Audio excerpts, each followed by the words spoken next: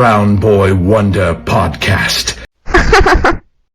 Welcome to the Brown Boy Wonder podcast. It is the second annual of our spooky edition. My guest and I are going to rewatch the Conjuring Universe for this month of October. My guest, of course, doesn't need any introduction. He's been here in the last episode. And the last episode after that, it's Skyler. Skyler, how are you doing today? Abrar, people can see you, I think. Yes. I am trying video for the first time since Spotify does video pod. So I'm like, well, why not just do it? So this is my spooky video. Yeah, I'm not on video, though. It's okay.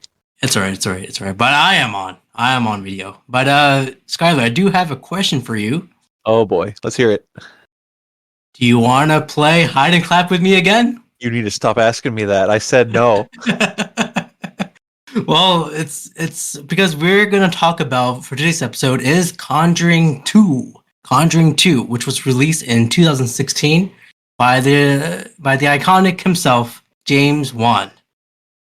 He directed, of course. Yeah, here in the year 2024, there are so many James Wan horror projects coming up. Like, every time, like, on TV, you go to the theater, you're seeing, like, a horror movie, there's so many, like, trailers, like, from producer and director of The Conjuring. He's doing so much stuff right now, it's insane. He is James Wan, man. What do you expect? But Good point. It was written by, of course, again, Chad Hayes and Carrie Hayes. We still don't know if they're brothers or not. We do. Twins. We solved this last week. They are twins. Oh, right. You're right. But all right, let's get into the cast here.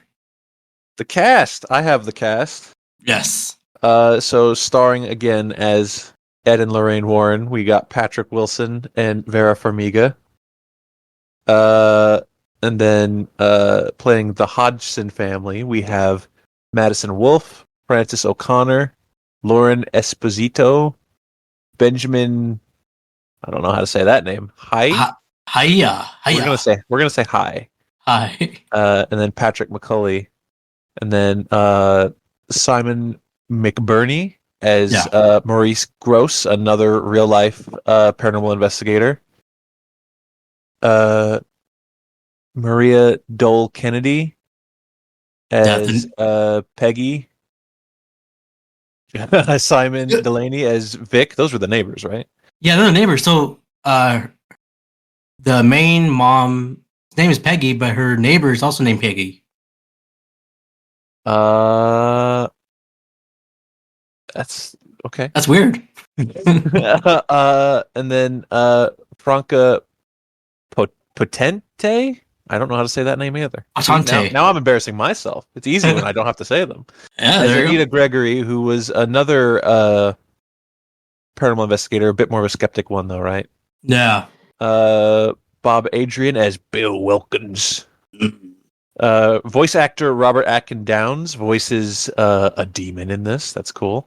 Interesting. And then the last two I'll say is Bonnie Aarons, who is quite famous now because she plays the nun.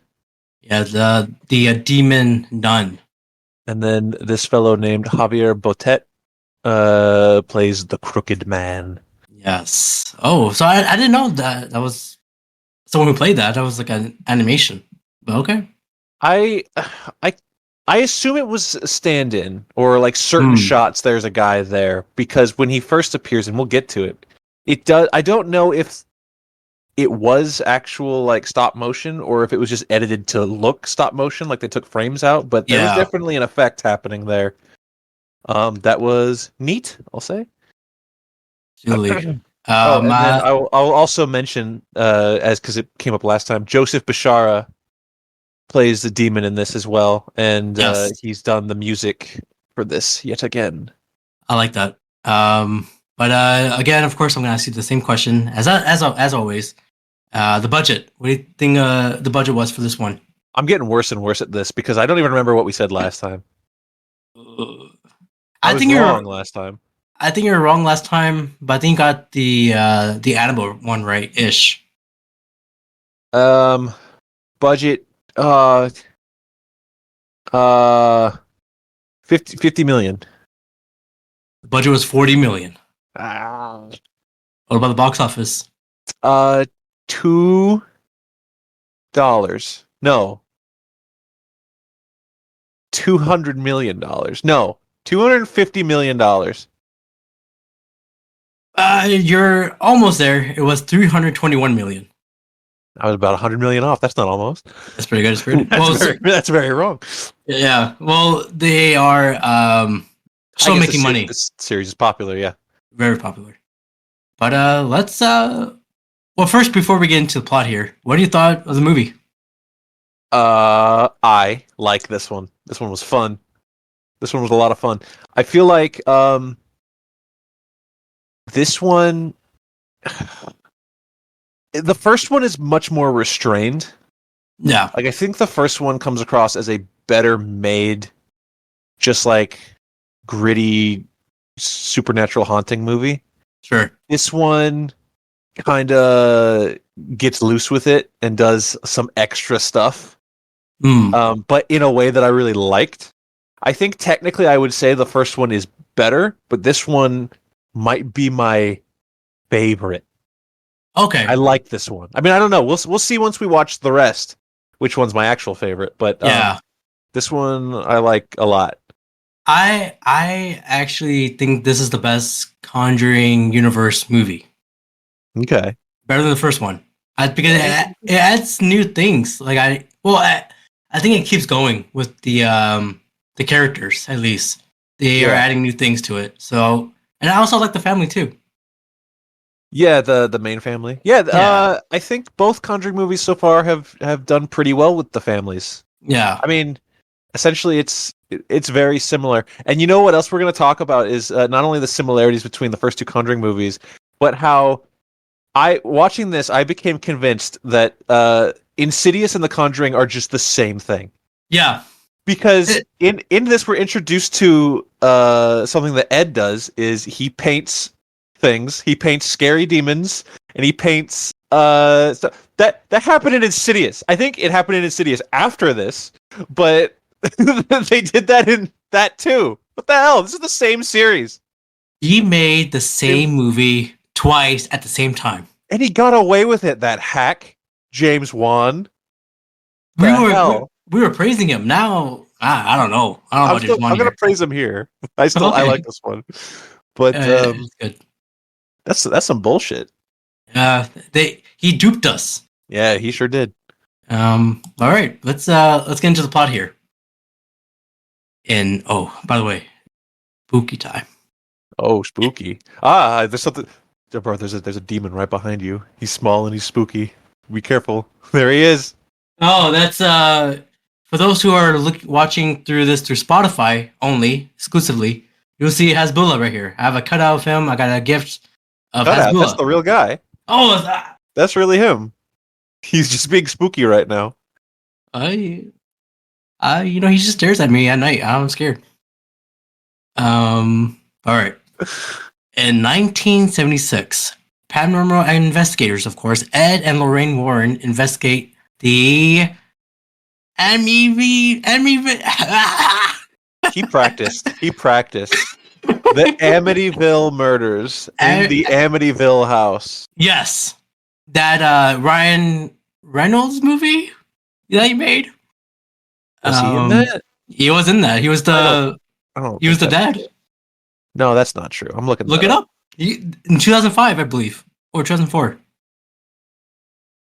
2005.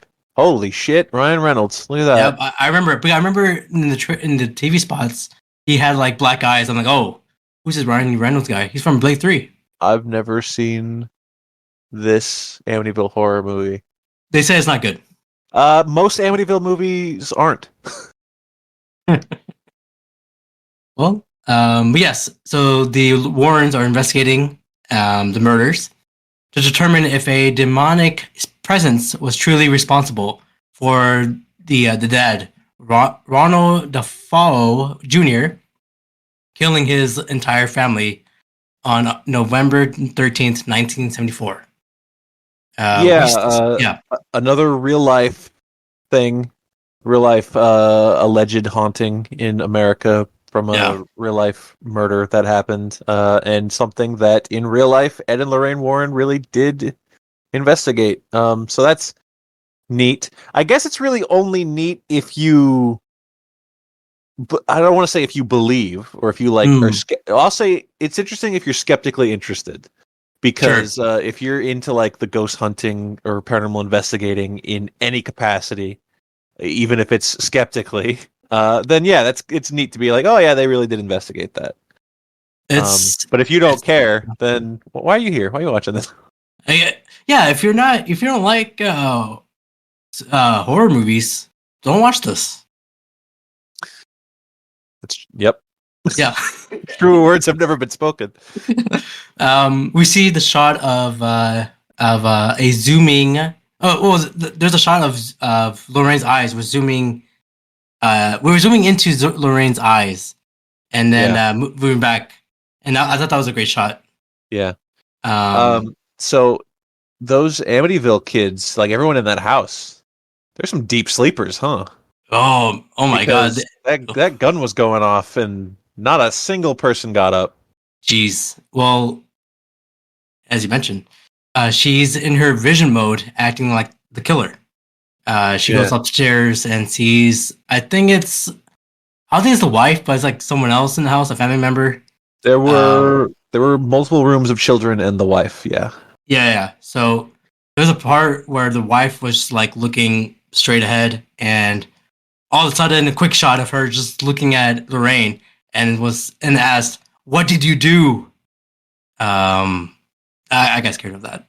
It just popped out at me. Lorraine again shoots her, not again, but first time shooting her with her air gun, because of course she's acting like the killer. Yeah, and she shot her on her bed.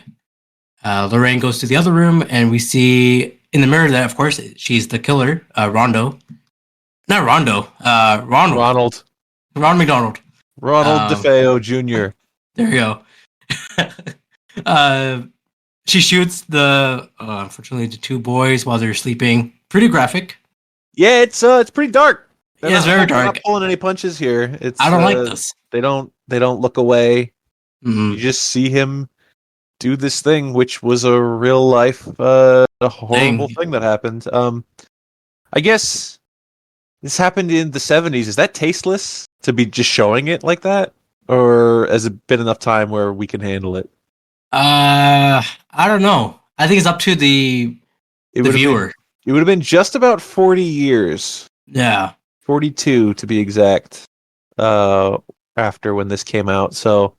Is that enough time to be seeing those brutal murders when I don't know, people who knew them or descendants may still be watching? I don't know the details if there were any people still around. It might be.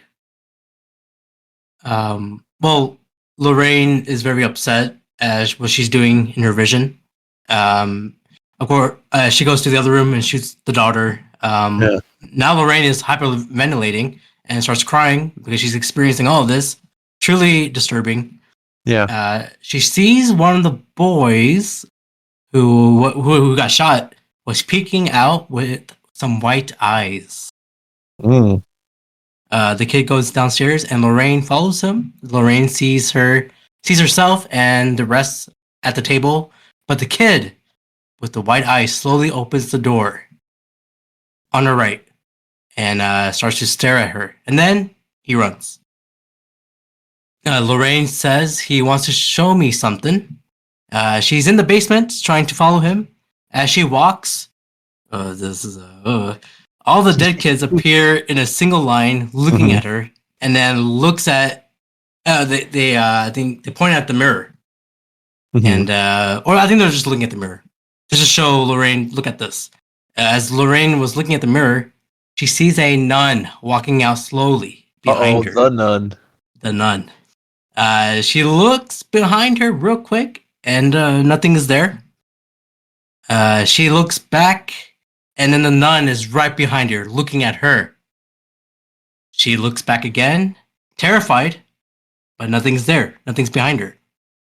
She looks at the mirror, and then the nun is right in front of her, choking her. Not a good. This is not good. But again, she's choking herself because she's imagining this stuff. But then she sees Ed from a distance getting impaled by some branch or some tree. Yeah, he gets dead. All right. Yeah. Lorraine got out of her vision and starts to scream and hugs Ed. And this was Lorraine's vision. Not Pretty a good vision. cool. Well, is that cool? Is that cool for them? No, not cool for them. I don't know. So the nun. How you like the nun? Yeah, so this is the first time we've seen the nun here, right? She's not pretty. Not pretty at all. She is scary as hell. It's interesting because, and we'll get into it, I guess, more as the series builds. But so in Conjuring 1, all right, spoilers. The nun is going to be our main bad guy for the movie. Spoiler. But so in the Conjuring 1, our villain was Bathsheba, who was a witch or a presumed witch who was killed and then did stuff. And then in Annabelle, the demon that controls Annabelle, I don't even remember if they actually say it in Annabelle. Maybe they say it later in like Creation or something. But that demon also has a name, and it's Malthus. Yeah. These are actual demons that like exist in real mythology, right? Yeah. And so we're continuing the trend here, which we'll learn more about the nun later. I won't say what her name is yet because it matters. It does. But it is interesting that they're using real mythological demons and beasts and stuff to fill like this lexicon of Conjuring Universe bad guys. Yeah. And the nun isn't the only thing we'll see in this, which is cool. But I think it's neat. And I think the nun herself, I think like Bathsheba being a witch really fits that movie. Yeah. But the nun, and it's the reason she got her own series, her own other two movies. It's visually so striking. They got a good actress to portray her physically, and they've got the makeup and the lighting just right. And I think certainly visually, she's probably the best looking spooky demon we'll get in maybe all of these movies. I think so too. When it comes to visually, yeah. Yeah. I haven't seen The Nun 2 yet. I'll be watching it for the first time when we get to it in this series. But I have seen The Nun 1, and that movie's got some freaking vibes. That movie, I guess we're leaving ahead. I thought that was, as a movie, I think it's okay. But I think we'll see. It's. I remember watching it and being like, "This is odd," but there's some wild shit that happens. Yeah, it's like okay. It has some good, has some bad, but overall, we like it. Yeah. All right. 1 year later, we are here in London, England. Do you like this change of scenery? I do. I think it's cool because one of the things that I kind of complained about in The Conjuring 1 was so Ed and Lorraine obviously travel all over the place. They look at hauntings from all over the country, and them coming to London in this one shows that they go all over the world. But in The Conjuring 1, there was that like back and forth of like they're in their home, now they're at the haunted house, but they went back home. And it's just like, how far are they from the place? It makes it seem like it's just right down the street. But here, we're in a different country. They have come to a different country to look at this big old haunting. And I think that is cool. Very cool, very cool. We see our main character, I guess. We see Janet and her friend smoking, quotation marks, a cigarette on school grounds. The teacher caught them, but she I don't think she smoked the cigarette, but her friend did, definitely. She held the cigarette to look cool. Peer pressure. Yeah. Cool. Well, we see the Hodgson kids, the family, leaving school. We have Janet, Margaret, Johnny, and Billy. And I believe Billy is the one who stutters a lot. Yeah, it's always Billy. Yeah. It's Billy in the Stephen King It movies that stutters. It's always the Billy that stutters. If you're a Billy that stutters and is listening to this podcast, listen in or write in and tell us. Please. And we'll say we're sorry. Or Billy Eichner, Billy on the Street, if you're listening to this. Oh, he'd probably yell at us if he was listening to this. He yells a lot. That's true. That's true. I think he's a funny guy. He's very funny. But if you put him in a serious, scary role, I think he'll knock it out. Oh, maybe he should play the demon in the fourth Conjuring movie then. And he yells. Now we're talking. Yeah, now we're talking. Okay, and then they went home, and we see Peggy, the mom, on the phone with the school. Peggy confronts Janet about smoking at school, and she was like, "Please, it was not me." Billy is like, "Where's the biscuits?" That kid loves biscuits, doesn't he? He loves biscuits. Now, biscuits in this context, for all the American listeners, he's talking about cookies. Yeah. This kid loves little cookies right out the tin, but he's from that scary Europe land, so he calls it biscuits. Absolutely. Well, if you're in the Limp Bizkit universe, it's a little different meaning. Oh, Lip Biscuit. You like a little biscuit? A little biscuit. This kid, this Billy, he likes a little biscuit. Yeah, he loves a lot of little biscuits here. Later that night, we see the family doing their normal routine. Great shot. I think it was funny because the mom gave him the biscuits, the cookies. Yeah. And it was like, do not eat too much of these or you're going to need a drink in the middle of the night. And literally, that's exactly what happened. That is what happened. We see their normal routine. Billy made a tent in the middle of the hallway. Like a little play, like TP almost. Yeah, a little bit. And it's upstairs too. Yeah, at the top of the stairs. Peggy, the mom, came by and said, "Here we go again, biscuits." And Billy says, "Biscuits." He's very happy. We see Margaret, the older sister, walking around the house. By the way, do you like this point of view shot of like the character walking in, and there's like the other characters comes in through the point of view? It's like a GTA. It's a neat way to establish our surroundings. Yeah, get absolutely. familiar with like the layout of the house and who's all in the house and where they are, and yeah, it's cool. I like it. It's good. That's James Wan. That's James Wan for you. He's good. He knows how to play in a laid out setup. He knows what he's doing. I think good recent example is we mentioned Malignant last time. Mm-hmm. And there's that cool bit in Malignant where like she thinks she's being chased and she runs up the stairs and the camera swoops up the stairs and then goes over the over the wall shot. Cool stuff. Yeah. He knows what he's doing. I like it. Like we praised him, but he made the same movie. But it's okay. It's interesting because he's obviously directed some action movies as well. Yeah. He's done Fast Furious 7, and he's done 2 Aquaman movies at this point. Yeah. And I don't think anything visually in any of those action movies looks as cool as things he's done in some of these horror movies. That is true. I mean, if you want to look at it, Vin Diesel takes over the project. That one. If you're talking about Fast Furious specifically, I think James Wan was really just stepping in as like director for hire there, and didn't really. And you know, same thing can be said about DC projects because Warner Brothers is like all over that, whereas all of these, he gets to play completely. So that basically answers what we just said.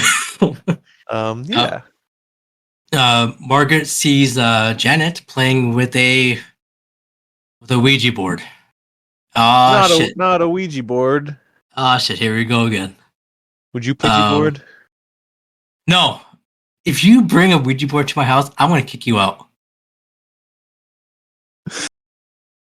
Well, I know what I'm bringing next time. No, don't do it.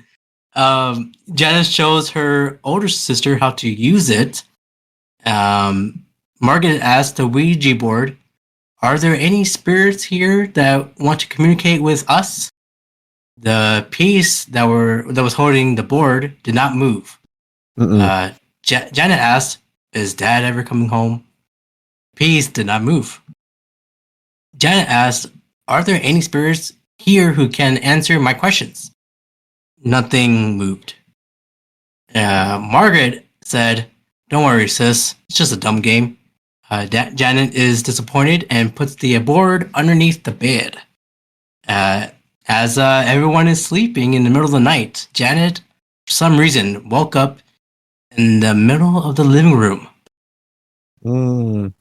She fell through the ceiling like Kitty Pryde from the X-Men. That's good. I like that. She looks around. Back to Margaret's room. She heard a loud banging. Someone is knocking the hell out of that door. No, someone's playing hide and clap. Oh shit! She gets up and opens the door, and Janet walks into the room. Margaret is like, "Dude, why are you banging the door?" Janet's like, "I'm not." It's us. It's us. The next morning, we see Peggy, the mom, and her friend are doing some laundry. They're talking about Janet. Yeah, they're talking about Janet smoking a cig, and We established this haunted ass basement. Look at this scary place. Right, it's ruined. Who's going down here? Not me. They're talking about Janet and smoking a cig, allegedly, and Peggy's husband, why he left her. We see Lorraine and Ed on the Becky Rivers show. Not Becky Lynch, but Becky Rivers. Knew he was going to say that. Thank you. I just got to make that clear. They were talking about the experiences at the Amityville house. Oh, he did it! I did it. But there is another guest, and they have on, and he thinks that their investigation is a load of hogwash. Hogwash, he says. What an asshole. His name is Dr. Stephen Kaplan. I'm assuming that this is based on a real television appearance that the Warrens made. I think so too. I don't think it's Becky Rivers, but it's something else. I don't know who Becky Rivers is, so Joan Rivers? Who knows? Yeah, he was like, "Yeah, it's a hoax. The family made it up." Ed is like, "Whoa, bitch!" He gets mad. He was gonna freaking do some stuff. Yeah, he was like, "Yeah, you gotta experience it yourself." Steven was like, "You guys are so fake. I can taste it." Ooh, Ed's like, "Say it to my face." Ed is like, what type of doctor are you anyway?" And the doctor's like, "Whoa, check it out, buddy." They're cutting promos on each other. Exactly. Back to the Hodgson house. Janet and Billy are playing with the lamp film thing where they sing about the Crooked Man. Yeah. So the Crooked Man is a real like folktale, fairy tale type dealio. What is the actual rhyme? Do we have it? Crooked. Let's see. Do I have it here? If you type in Crooked Man, you know what comes up is the new Hellboy movie 2024. The Crooked Man. That low budget one. Yeah, the very low budget one that was like using AI generated stuff. I think. Yeah. I'm not gonna see that. I think what's his name? The original Hellboy. He's on top. You can't top him. The Del Toro movies with Ron Perlman. Yeah, Ron Perlman. I think he tops it. And we have the oh no. Oh, I think I have it here. There was a crooked man, and he went a crooked mile. He found a crooked sixpence against a crooked style. He bought a crooked cat, which caught a crooked mouse, and they all lived together in a crooked little house. So there you go. That's creepy, isn't it? A little bit. If you say in a creepy voice and at night, not for me. Yeah, you're in a spooky room right now with a spooky little crooked Hasbula, and he's gonna So you're gonna catch you a crooked something. Let me know if he reaches over me. Just let me know. Yeah. Yeah, Billy was trying to learn that song. Remember, he stutters, but he sang the song. Yeah, it's that's a real thing. The best way to combat stutters is with tongue twisters and little rhymes and such. Absolutely. His reward is biscuits. Yeah, hell yeah. Yeah, he got biscuits. I wish the biscuits played out through the whole movie because he really only is biscuit obsessed in like the first act. I think in the second half he gets scared. Maybe he's too scared to eat the biscuits. Maybe if we go back and we look like they're not saying anything about it, but maybe he's just like got some biscuits, some like emotional support biscuits. A pet biscuit, maybe. Now it's time to sleep. Billy finished all of his biscuits. The mom should have given him the Red Lobster cheddar biscuits. Oh, I think he will. He'll go crazy. In the middle of the night, Billy walks downstairs and grabs a cup of water because those biscuits. He sees the swing outside of this house moving by itself. And always a good sign. No, yeah. Billy's like, whatever. He shrugs it off. We see Janet having some nightmares. Margaret woke up and said, "Dude, you're dreaming." Yeah, Janet sits completely upright, turns to the side, and she's just talking to nobody. Yes, Janet stops whatever she was doing. All of a sudden, Janet sits up and looking the other way and says, "This is my house," with the man's voice. Paige. Paige or Soraya. She's British. Maybe this happened to her. Maybe that's how she got her catchphrase. I think we should contact her. Shout out Bill Wilkins. Yeah, I think she's Bill Wilkins. Oh. Janet says, now talking to herself, like, "No, this is not." And she's like, "Go away, who are you?" He said, "Playing a game with Billy." She's like, "Leave Billy alone." Margaret said, "Janet, who the hell are you talking to?" Janet again says, "You have to go away." The man says, "You are the one who's trespassing." That's right. Janet says, "I'll tell my mom if you don't stop." The man says, "I'll break her neck." That's quite an escalation. It is. And then he said, "Dying with Billy." Margaret tucks in Janet and said everything is fine for that moment. Yeah, what would you, if you were Margaret, Skyler, what would you do? I'm packing my bags. I'm leaving. You'll never see this face again. I'm out the door. No. Yeah, me too. I'll be the same. All of a sudden, Janet is in front of Margaret and says, "Stay away from Billy." Margaret says, "What are you doing? No one is here." Right behind Margaret, you see a man. He's in the shadows. The man comes around. Is this Johnny Cash? He said, "No, we do Elvis in this movie instead of Johnny Cash." Yeah. It was Elvis. He says, "This is my house." Margaret turns around and the lamp, and no one is there. Janet, that creeped me out. They played with that fairly perfectly because they're little girls. They have posters all over the wall. Yeah. Various idols and pop stars of the 70s, and yes, one of them. Who is that? Whose poster was that? I want to say Bruce Springsteen. No, he's Mr. America. That's true. That is boss. There's some British guys, but I don't recall. But yeah, so you see his face highlighted in the darkness to you think it's the guy standing there, but then they turn the lamp on, and it's a poster that we have seen before. It's just like, okay, good stuff. And I also like that after that she goes to turn the light off, and she's like, I'm not turning this light off. I changed. Yeah, No, I'm leaving that on. She goes back to sleep.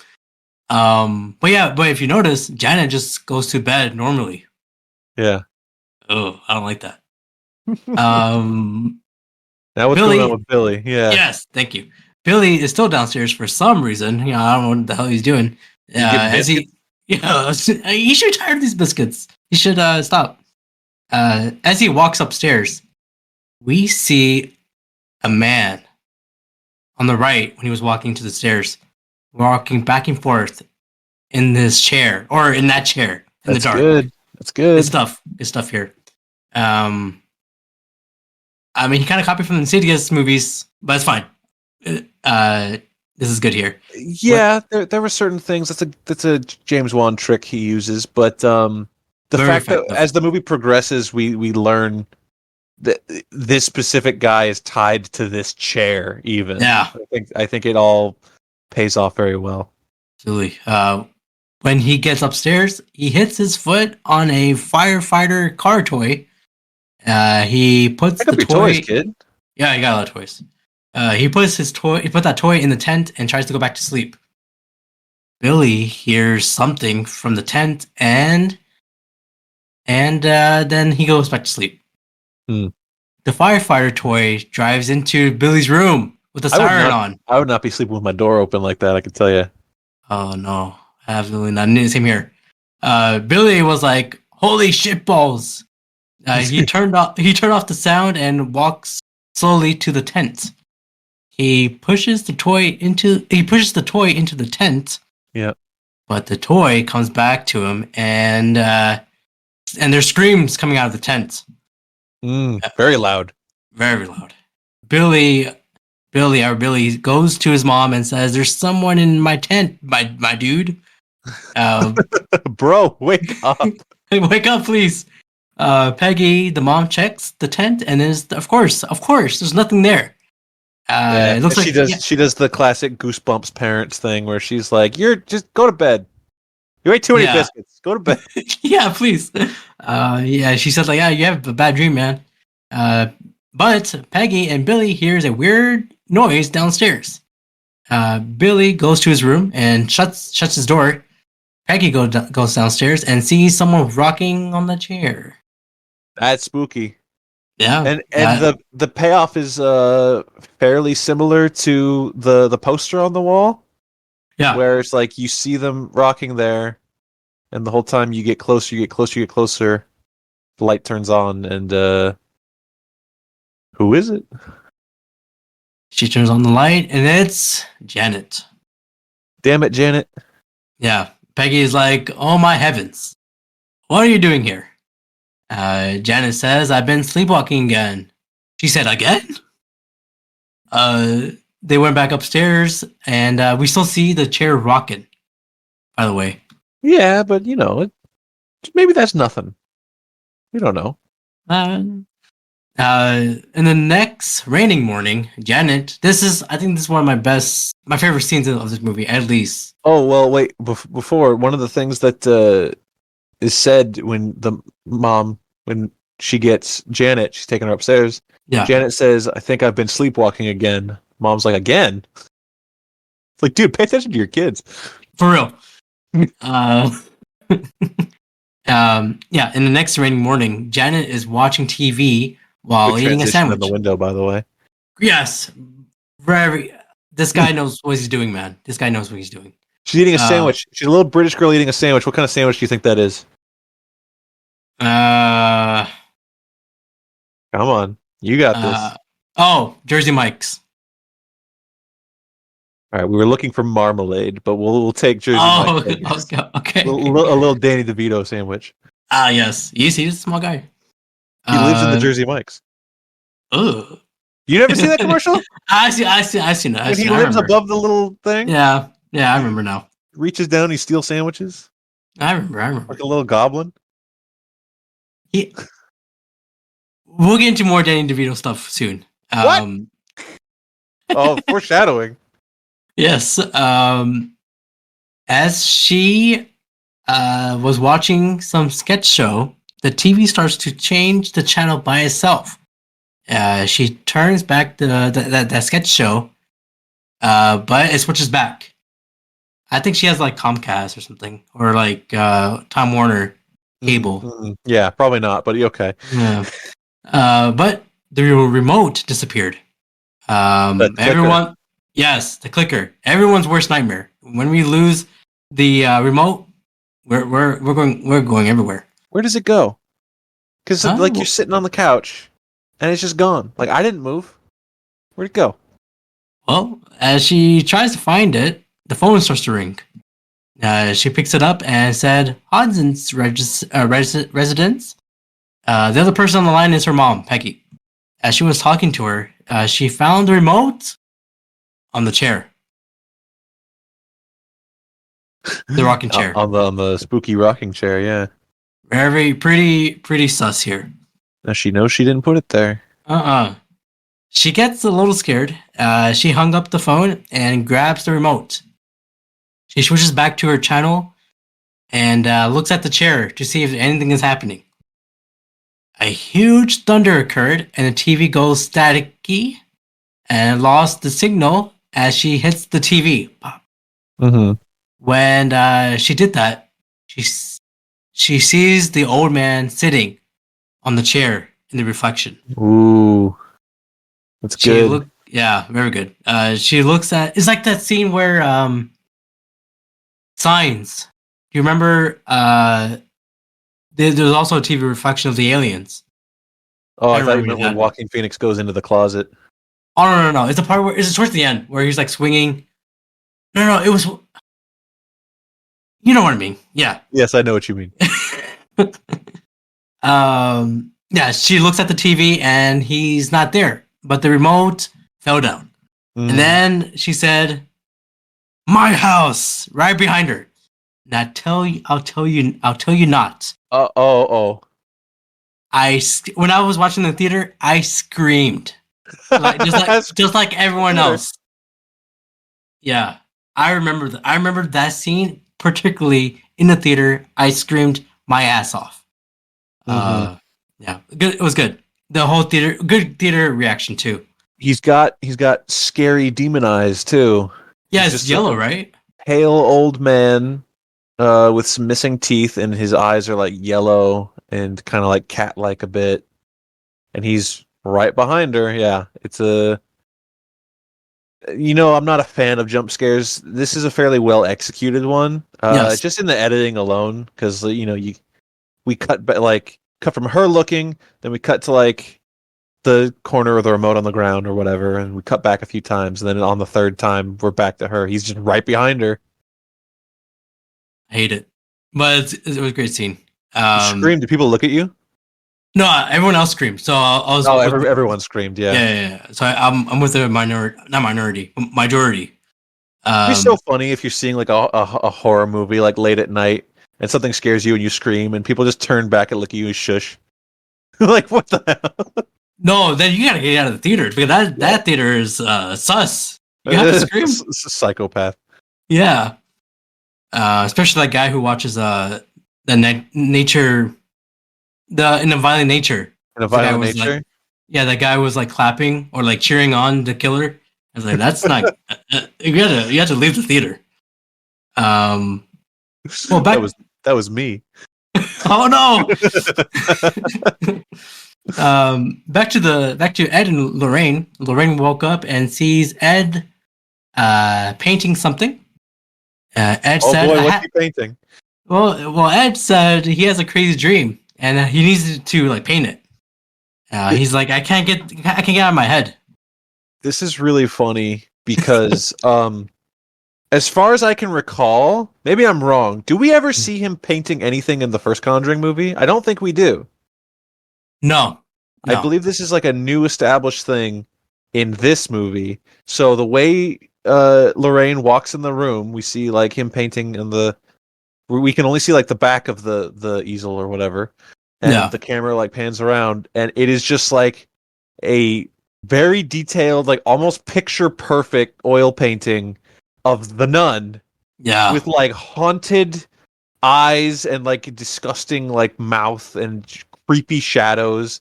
And he's just like, oh, I just had a dream and I thought painting it might help. And it's the scariest fucking thing you've ever seen in your life. And it's just like things go from 0 to 60 really quickly. And it's just like, Ed, what are you doing? But later we see like his office, like their workspace, where like he painted the house from the first movie. Yes. So we kind of learn in this that it's a thing that he does. But just in this specific reveal, it's such a holy shit, why are you doing that moment? It's a reaction for the audience. Like, holy moly. Yeah, it in itself is like a bit of a jump scare because you can't, for a split second, you can't process what you're seeing. Yeah. You're like, he painted that. Well, we gotta say that Ed is a great painter. Great painter. Oh, yeah. Just like his son in Insidious goes to painting school and they do all these same gimmicks. Golly. Lorraine, and I like how Ed's like, hey, I know I'm no Picasso, but it's like, dude, that's like you just painted the actress perfectly. What are you talking about? Jeez, Ed. Lorraine says, have some self-esteem in your work, please. Yeah, Lorraine's like, please, we gotta stop, man. I'm not feeling it. Yeah, I want a divorce. This is scary. Yes. End of that scene, Judy joins for breakfast. Lorraine's asked Ed is like, can you trust me? Ed is like, yeah. And then she's like, Gigi. Back to the family. Now I have a screenshot really quick that I would like to share with you. Yeah. That I only just noticed. Let me see if I can do this. I don't know if you'll be able to share it with and you know what? Maybe you don't even want to share it because it's a bit of a spoiler. Oh, okay, I won't do that. But I'm just going to put it here in our Brown Boy Wonders podcast chat where other people are going to see it and not know the context of it. Now there's Lorraine sitting there at the breakfast table. Yeah. Now off to the left side, do you see what I'm seeing? No, what is it? So there's a little heart on the wall that says love. Yeah. But the V is quite large for some reason. And then underneath it are some other letters that spell something, and I don't know why those are there. You putting together what I'm saying here? Oh, I know what you're talking about. Okay, why is that there? I think it's foreshadowing. I mean, it's very purposely there, and like I don't know how I didn't catch this when I was watching it. Maybe I forgot the name. But yeah, I don't know, man. But like the V being large is kind of what makes it obvious, but then I don't understand why those other letters are there. Like in the normal like kitchen breakfast context, what are those doing there? I mean, I feel like someone's messing with it. Oh, like maybe the nun is doing stuff and being like, haha, you don't know what this means yet. Not yet. Okay. Well, I mean, I don't want to show it to the audience, but we'll talk about it. We'll talk about it soon. When we get there to the natural progression in the story, then maybe you can throw the picture up. Absolutely. Well, back to the family. Janet is binding her arm to her bed so that she can't sleepwalk. Like Moon Knight did that in the show Moon Knight, and probably other people and other things. But that's what I thought of for some reason. That's good. I don't know. No, that's good. It's good. Margaret and Judy both go to sleep. I like that. Janet is like just getting clever. Like she just uses a jump rope. She just has a kid's jump rope, and she's like, "I'm gonna tie myself to the bed with it." She's just, Yeah, neat. she's smart. Little details. I like it. Margaret wears her headphones, so she can't hear anything. bed listening to Creedence Clearwater Revival. The deluxe version.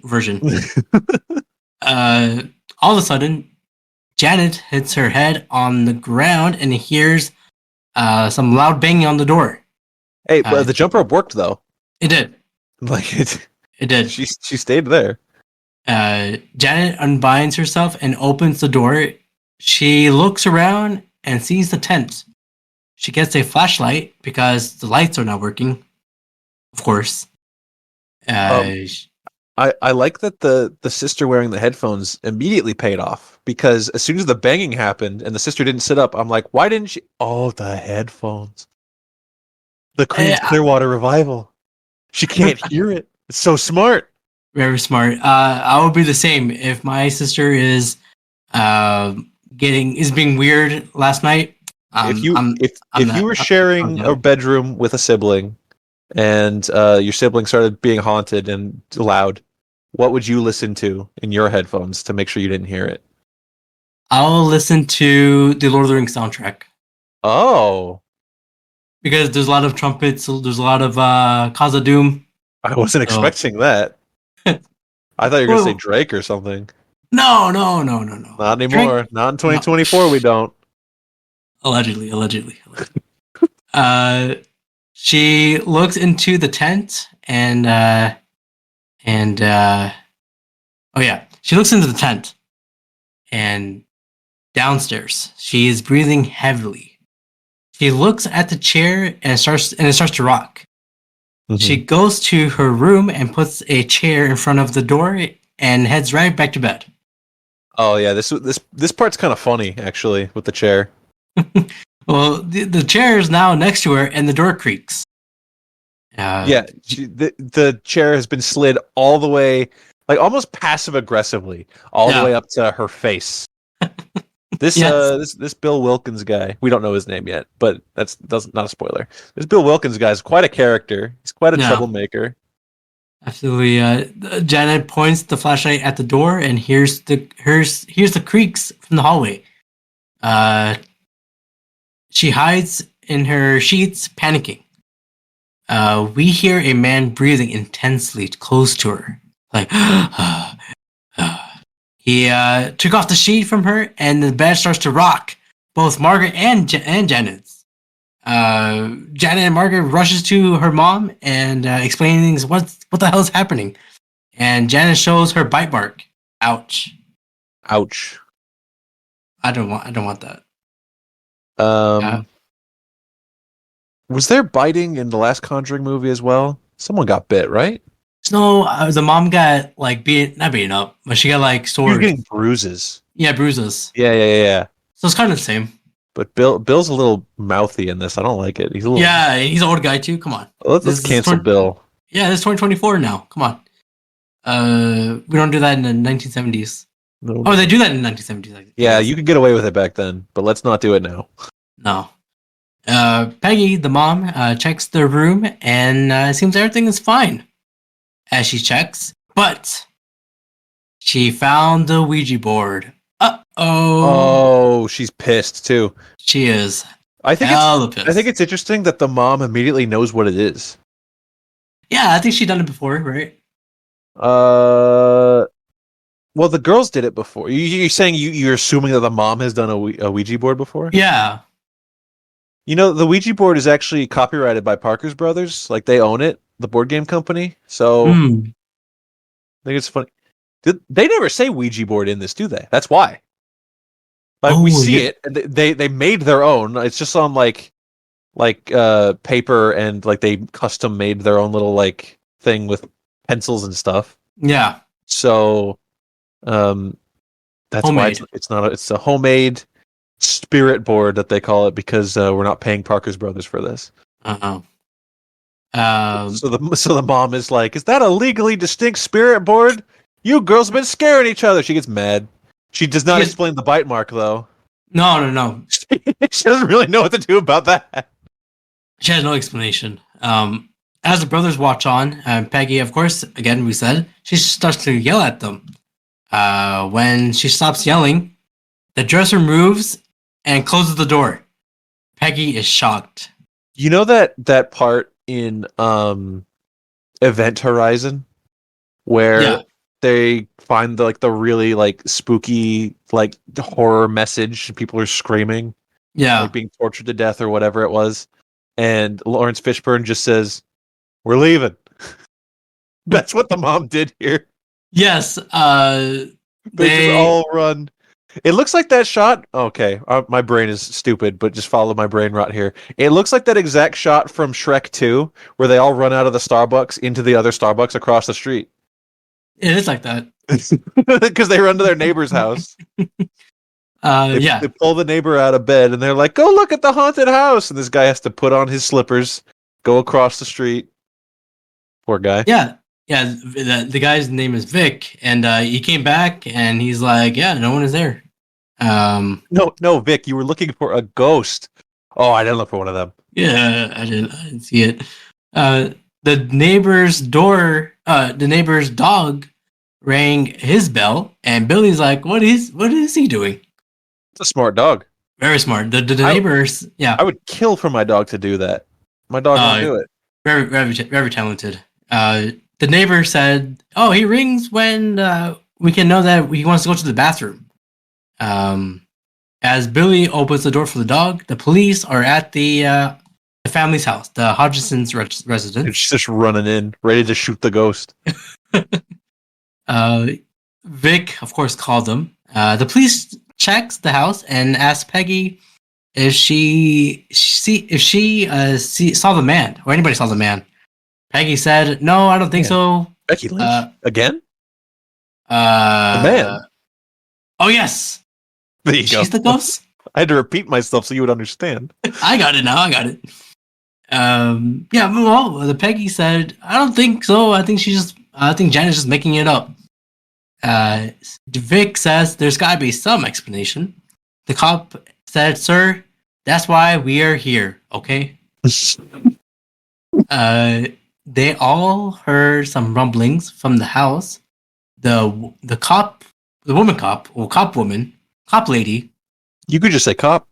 cop stands on the chair to check the ceiling. She knocks it, and there's more rumbling starts to happen. She steps down, and both cops says maybe it's a mouse. All of a sudden, the chair starts to move and goes back to the kitchen. They all look at each other and are like, Huh. I think it's time to go. Bye. They all got out of the house and they're like, there's nothing we can do about this. Bye. One of the cops says, maybe call a priest about this. Yeah, the cops are frightened. They don't know what to do. The family doesn't know what to do. They're not trained for that. No, they're not ghost hunters or Ghostbusters. Back to the Warrens' house. We see Judy making. Oh yeah. Yo, this is a. When I was looking at my notes, I'm like, oh, here we go. This is it. This is it. This is the most meme, I guess. Thing here. Back to the Warrens' house. We see Judy making a bracelet and Lorraine drinking some Morning Joe Uh-huh. in the living room. Behind Judy, we see a mysterious figure passing by in the hallway. Judy felt that. She felt the presence. Yeah. We see Lorraine feeling something too, but all of a sudden Judy's not there in the living room. She found Judy. Yeah, she found Judy in the hallway. Judy points. And I think I might have another screenshot here to show you. You continue, but I'm gonna look for something. Judy points across the hallway and said, "Mom, who's that?" We're discovering something in real time here, because like I mentioned before, I didn't realize the screenshot that I showed you the first time. I was like, oh, I didn't realize that when I was watching it, and now as soon as you said she's making a bracelet, I was like, wait a minute. Go ahead and look at the letters on that she putting on that bracelet.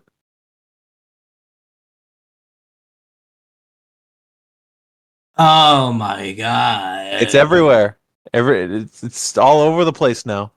I don't like this, man. All right, let's continue with the scene. Woo! Let me repeat it. Judy points across the hallway and said, "Mom, who's that?" Lorraine looks, and it's the nun standing at the end of the hallway, just staring at them. She's right there. She's like behind. First of all, the hallway is so narrow. A haunted ass hallway. It was begging for a haunting. For real. Lorraine told Judy to go back to the room as she approaches to her. Is there a word for like this specific kind of like we're set in the 70s, which I feel like adds to it. Yeah. But this specific feeling of horror or dread of like, because you look at like the floral patterns on this wallpaper, this narrow hallway, like the dim lighting, like it taps into some sort of like strange fear of like being alone, like in your grandparents' house or something. Do you know what I'm talking about? Yeah, I know what you're talking about. Like it feels, it's not similar in the sense of the idea of like liminal spaces, you know, but not that at all. It's just something about like the floral pattern on this wall adds to the fear here for me somehow, and I don't quite know how to explain it. No, I think I know what you're talking about. It's just like that grandma like style. Yeah, and it's something that James Wan taps into quite a bit. Like even in Insidious, like a lot of the what's the spooky realm called in that? I do not remember. The other place, the dark place, the bad place. Yeah. That where all the demons and ghosts are, right? Yeah. Like that taps into it. You know, the way like the demon is listening to Tiny Tim and I just there's some sort of strange untapped fear of old things, like an evil nostalgia kind of. I hate it. It's well, not James good. Wan's very good at it. Very. I don't know who influenced him, but congrats on him. He's Australia. He's from Australia. Like what kind of spookiness happens over there? Spiders. Big spiders. Spiders and ruse. What's going on? Okay, all right. That's true. Hey, you know, I'd go to Australia for Rhea Ripley. I'd fight the spiders. Yes, I'll put that on record. I'm arachnophobic. I would fight the spiders for Rhea Ripley. Okay, let's put that out there. There we go. Okay, so Lorraine follows the nun into the office. Get to it. This part, this part, man. I don't like this part. Yeah, she follows the nun in the room, the office room, and the camera pans around the room. We see the painting, as you mentioned, the first Conjuring house of the Perrin in this room. Again, nice Easter egg. Yeah. The camera is facing Lorraine, and we see the nun painting right behind her. Boy, do we. Man, and yeah. The way the lighting is in this as well, because like the rest of the room is fairly bright. Yeah. This corner in particular, like you even see the lamp. You see the lamp in the shot, and the lamp is out. It's not on. And so this entire corner is like just bathed in darkness, and you can just see the extraordinarily pale face and like the outline of the nun thing. What's it called? There's a word for that. I don't know about nuns. The thing that they wear. You wouldn't know either. Don't pretend. Don't even try to figure it out. You wouldn't know. But the thing that nuns wear on their heads. A habit. Thank you. I got word from the beyond there. So I have my own spirit telling me things. Oh. It's called a habit. Sister Act 2 back in the habit. That's how I remember. Whoopi with Goldberg. Yes. Is Maggie Smith in the second one? I don't know. I've never seen them. She just passed away. God. Dame Maggie Smith, shout out to her in this horrifying Halloween episode we're doing. Yes, Miss McGonagall in Harry Potter. Yep, Miss McGonagall. I'm sorry. Okay. Yeah, no, the way the lighting is here, like on the television screen, or even like especially in the movie theater, I would assume, like really all you see is that nun. Yeah. And then when she turns the light on, oh my God, it's the painting. Jesus. Yes. Like you take a breath. The light really is like a saving grace. And it does something as well where to this point, because we've done like the turn the light on bit, and it's not something scary. We've done that twice in this movie so far. We did it with the girl in the chair, and we did it with the poster on the wall in the girl's room. This is the only time where the darkness actually adds something, because when she turns the lights on, the eyes are different. Yes. The piercing white eyes are only in the dark. She turns the light on, and then it becomes much more muddled and dark. I thought it turned like green or blue when it's in the light. The whole painting actually loses certain details. It becomes much more fictionalized in the light. But then the light goes out again, and it goes right back to just being her face. Yeah. I don't like this. Again, we once she turned off the light, the nun again is in the darkness. Mm-hmm. As Lorraine approaches, the tape recorder is going off now too. At this point, yes. Forgot about that. Where is that?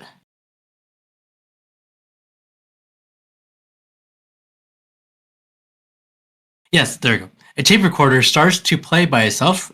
Some church choir tune, I guess. Yeah, it's the Christmas song. It's trying to remember. It plays multiple times throughout this movie because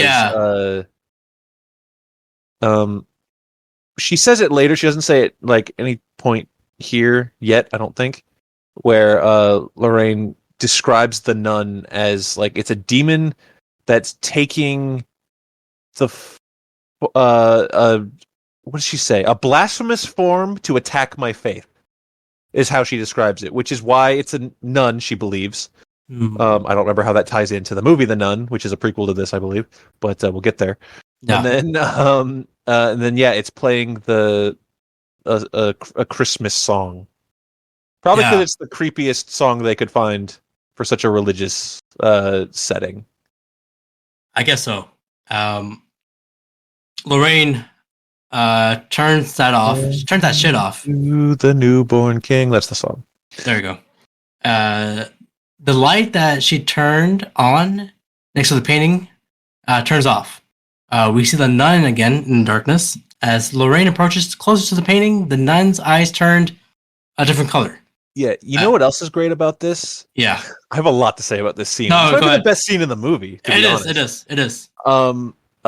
Just the layout of the room, the way that the painting is by the exit.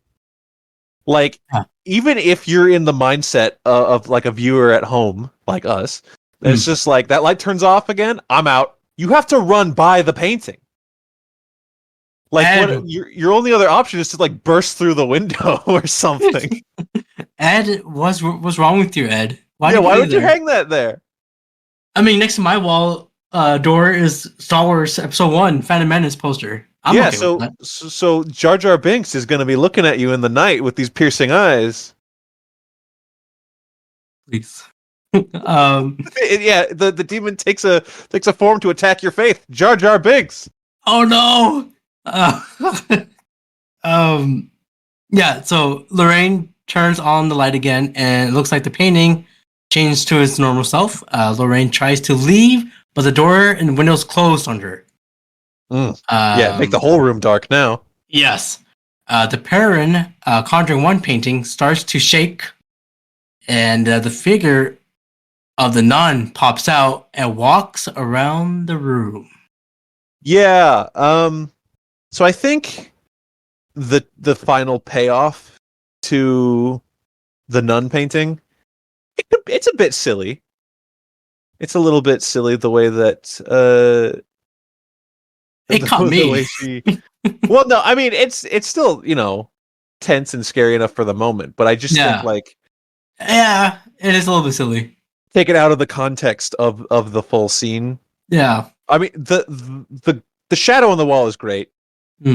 and then the shadow goes like completely around the room, gets to the painting of the nun, and then and it continues to be great because the fingers, the hands, we see the shadow like slowly like raise its arms up, and then the fingers are coming from behind the painting. Yes. So that in itself is great. It's just the very, very end when like the painting basically leaps off the wall and the nun just comes like sprinting, screaming at her, holding the painting in front of her. Yeah, like that, exactly like that. So that's a little bit silly visually, but that aside, oh, and also the painting grows like spooky demon teeth in the nun. Yeah, it did. But other than all that, absolutely fantastic. Great scene. Lorraine fell on some boxes, and then she transported into the basement of the Amityville house. No, this is this the Amityville house, or is this their house? The Hodgson people? No. It's the Amityville. It's because they is where she sees Lorraine. Not Lorraine. Ed getting killed again. Yeah. On the same basement. Yeah. All right. But I got ahead of myself. But the nun peeks at the end and smiles, and Lorraine says, "Who the f are you?" The nun shows her teeth, and then we see Lorraine starts stabbing, like in her because she was doing a vision, but in her real stuff, she's stabbing pages out of her book in the living room. Her Bible. Yes. Now she's in her vision, and she's asking, "What do you want, nun?" The nun points to Ed getting impaled. And Lorraine wakes up and hugs Judy. We need AJ Styles to say, "You don't want none." I think it's the Nun's theme song. Yeah, the Def Rebel version. Yeah, of course. I think Def Rebel is losing his job. So, sorry. I don't want to say good, because that's not a nice thing to say. They made some bangers. Some were not great. But all right, that'll be a different episode where we go through all the Def Rebel WWE themes that they made. Let's do that. And the next scene, Kent Allen from the new program Wide Angle. Not a good title. Wants to talk to Peggy about this disturbance she had. Peggy's like, I don't want my story to be everywhere. He said, it could help you guys. Peggy agrees. Yeah. If there happens to be like famous paranormal investigators like over in America or something that might see it and might want to come help, then it would definitely benefit you to be on our news program. And then she was like, okay. Peggy agrees, and we see Kent Allen reporting on them. They talk to eyewitnesses, like the cops, about their experience. They brought this engineer, consultant, Maurice Gross. Gross? Is it Gross or Gross? Gross. Gross. And that's not me insulting the man. That's how you say his name. Gotcha. Well, he looks like Albert Einstein, but more nerdy, I guess. They also brought it. Doesn't he look like Albert Einstein? I think it's the hair. At least the hair. The most famous thing about Albert Einstein's appearance is his hair. I might be wrong. I might be wrong on this. He's an old white guy. He's got a big nose. He's got a mustache. You know what? You've done worse comparisons. I'll say sure. All right. They also brought in a parapsychologist, and Anita Gregory, who is not convinced. Kent interviews Margaret and Janet, and they were describing their experiences. Kent tries to talk to the spirit, and Janet gets real itchy. Janet starts to growl. The light starts to flicker, and Ken asked, "Are you okay, Janet?" And Janet, in the man's voice, said, "Stop calling me Janet." Spooky voice. Yeah, Janet is asleep, and she starts to tweak. she starts tweaking. She's like a Tomatonga. Yeah. I love it. This show is impenetrable if you don't watch wrestling. I'm sorry. You're just not gonna know what the hell anyone's talking about. They should know when they press play. This is my house, Janice says. Another wrestling reference. No, that's what Janice says. Oh, yeah, but yes. What's his name? Maurice. Not Maurice. Gross. Yeah, that's his name. Maurice. It is Maurice. Maurice Gross. Maurice Gross says, "This is not your house. What is your name?" And then Janice says, "Knock, knock." And then he said, "Who's there?" Janice says, "Bill. Bill who?" "My name is Bill Wilkins, and I'm 72 years old." 2 years old. Bill has a great voice, by the way. Yes, absolutely. And Marie says, "Where you come from?" He says, I'm come from the grave." "How'd you die?" "I went blind and had a hemorrhage, and I fell asleep." How do you know that? This old ass man does not know what a hemorrhage is. Oh, he knows. I fell asleep and died in the chair in the corner. And he's like, Why you come here, man?" And he's like, "I like to hear them scream." So that's evil. Yeah. Janet calls her mom a old cow. No, that was Bill. Come on, don't blame Janet. Okay. It's funny because I was watching this movie, as I do with my brother, and this spooky chair happens, and my brother has this very annoying habit of being like, "Oh, what if this happened?" And that's exactly what happened in the movie. You know, like he just called stuff from a mile away. And he said like, why's the old man like that chair? Did he die in that chair? And I just was like, well, I don't think they would have kept the chair if some stranger died in that chair. And that's literally exactly what happened. God damn. Which is as we learned, I believe, true to the actual story. Yes. So the real life thing is this old man really did die in that chair. That's part of the haunting. And then it gets creepier at the end. We'll get to it. Yes. Okay. That part, I think that is the most scariest part of this whole movie. The whole thing. Yes, that's what happens when it comes to the credits. I think the credits are more scary than the movie because it happened in real life. Yeah. It's like, here's what really happened. I don't like that.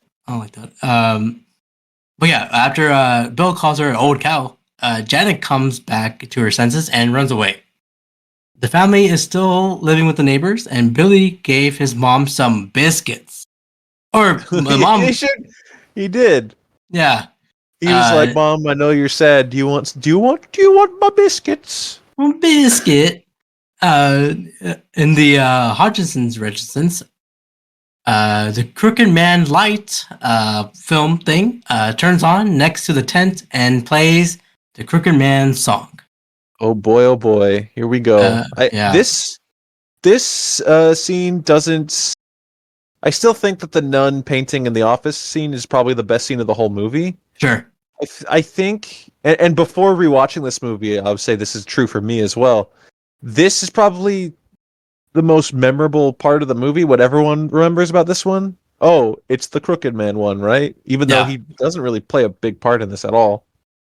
No, but when you see him, the first time, it was like you've never seen that before. It was like stop motion.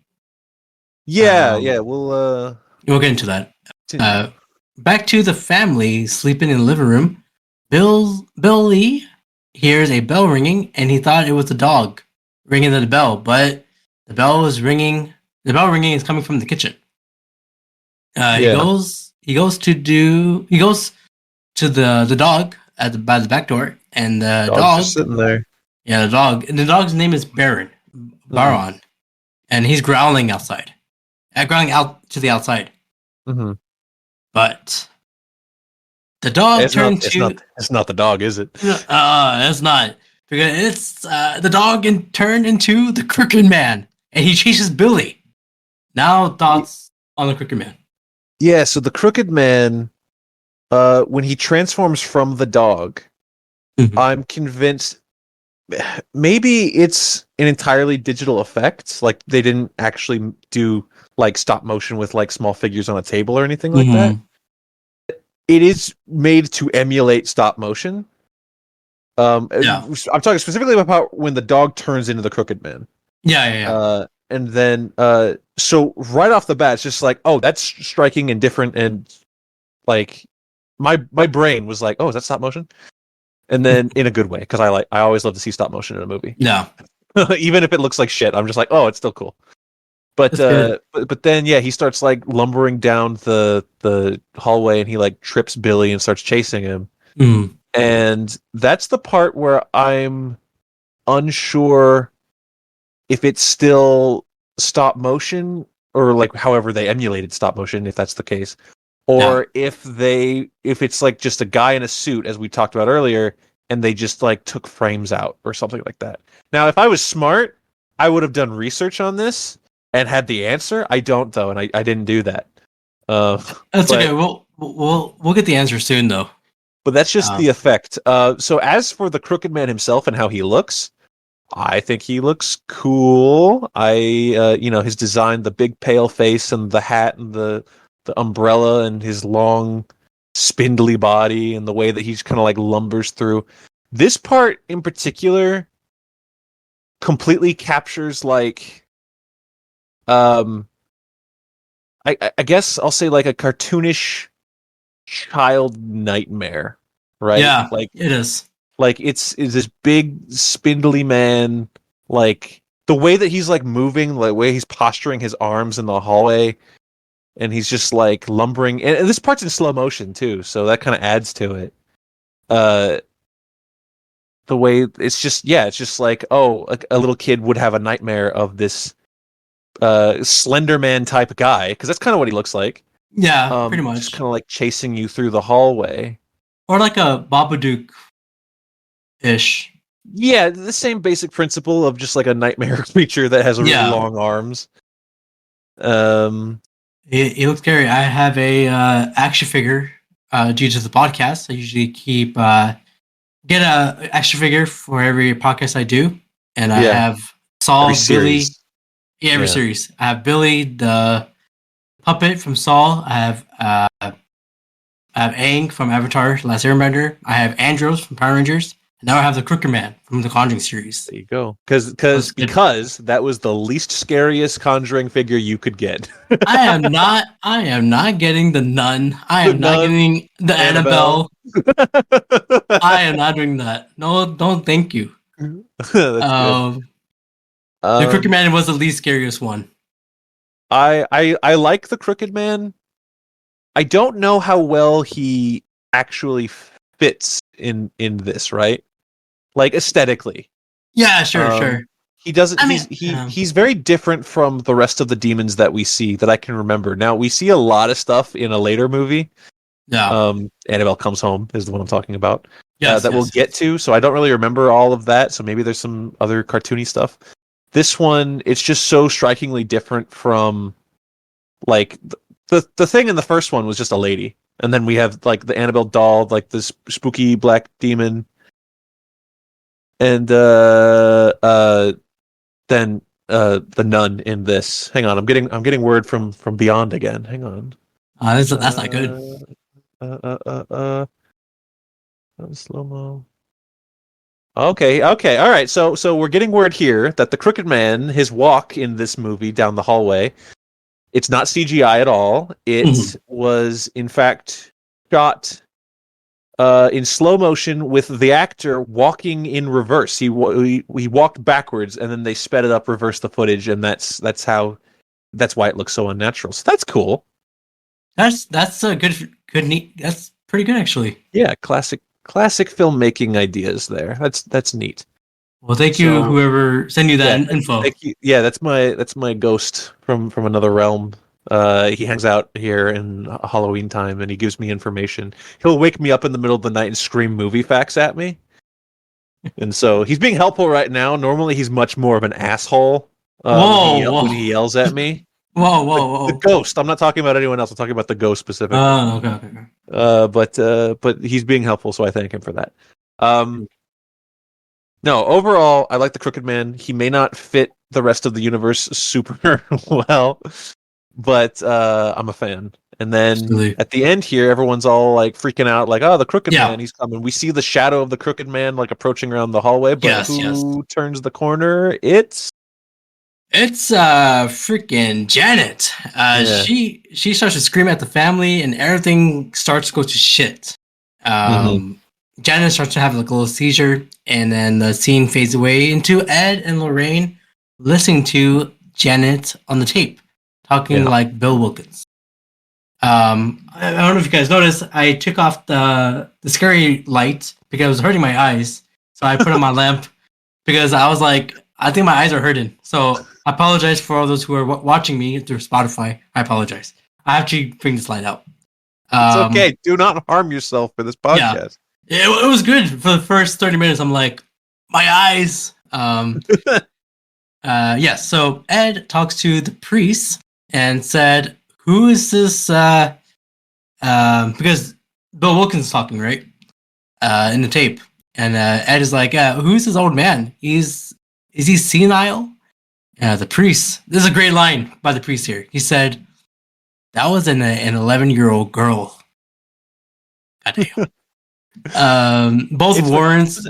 Was that in the trailer? It was in the trailer. Okay, because that's how you saw the movie.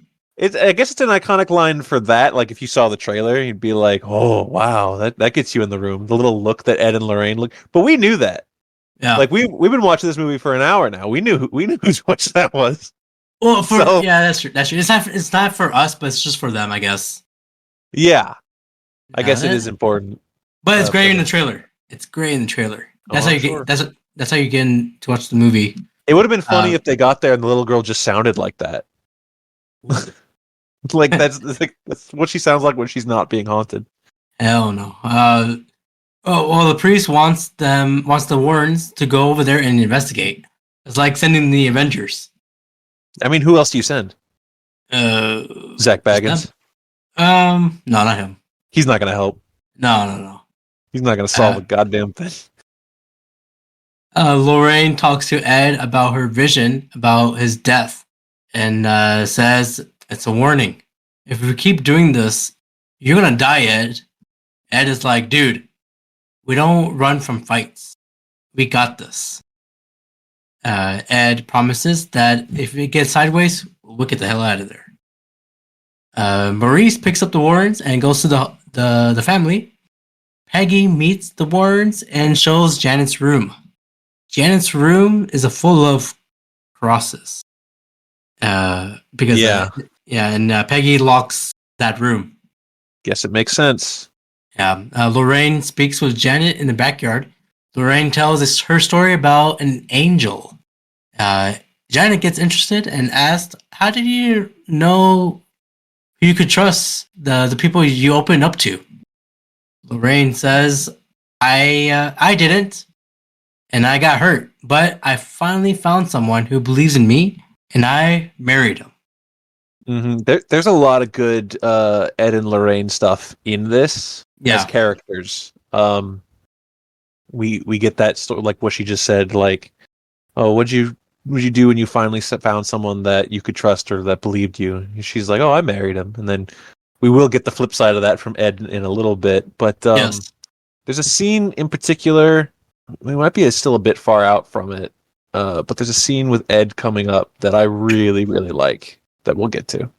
Okay. I think I know what you're talking about. We have a bond between Janet and Lorraine, which is good. They showed Ed the chair, and Ed is like, "Yeah, that's haunted." Yeah, it's haunted. Janet says to Lorraine that it wants to hurt me, and he said, "Right now?" Dun dun. And she's like, "Yeah." That's That's similar in a sense to, like, we talked about it in the Conjuring 1, where when they first show up and they meet the family, and Lorraine's walking around like, "Oh, lovely family. Okay, this is the house." And they're like, "Do you see any ghosts?" She's like, "Oh yeah, there's ghosts." Yeah. So that's kind of a similar thing here, where she's talking about Bill Wilkins, and she's like, "Does he say stuff to you that others can't hear?" And then she's like, "Yeah." And she's like, "Well, what does he say?" Like, he says he wants to hurt you. And then when did he say it? She's like, "Oh, just now." Oh, that's It's like, okay, so he's here right this second, and this Yeah. girl's just living with it. I feel bad for her. Well, now it's time to investigate.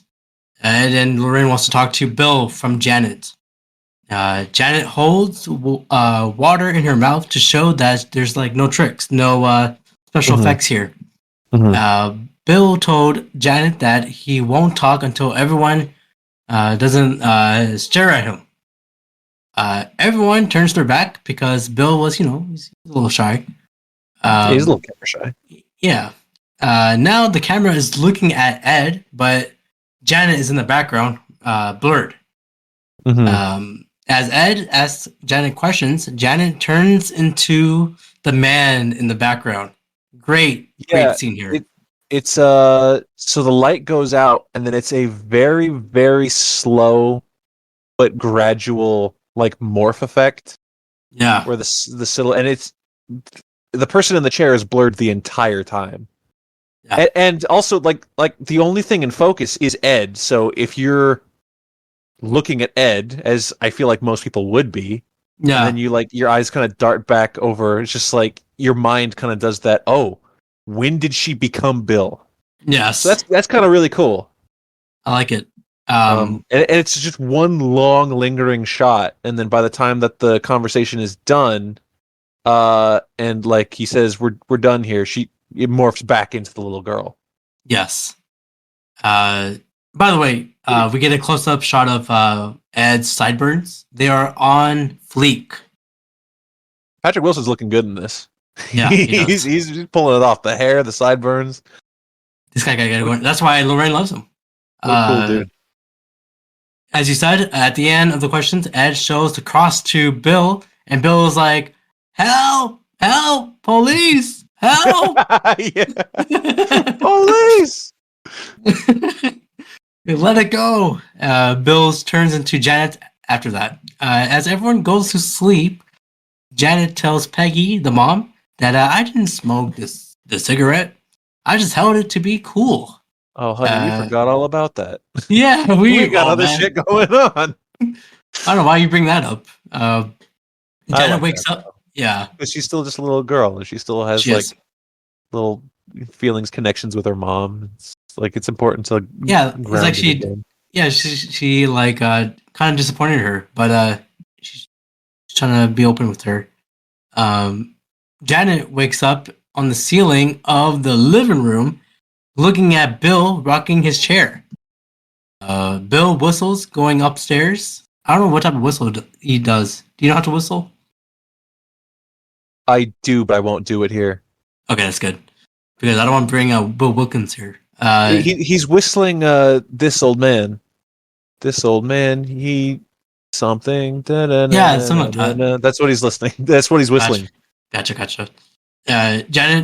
Janet's portal her way into her room with all the crosses. She's Kitty Pryde, and she can phase through matter.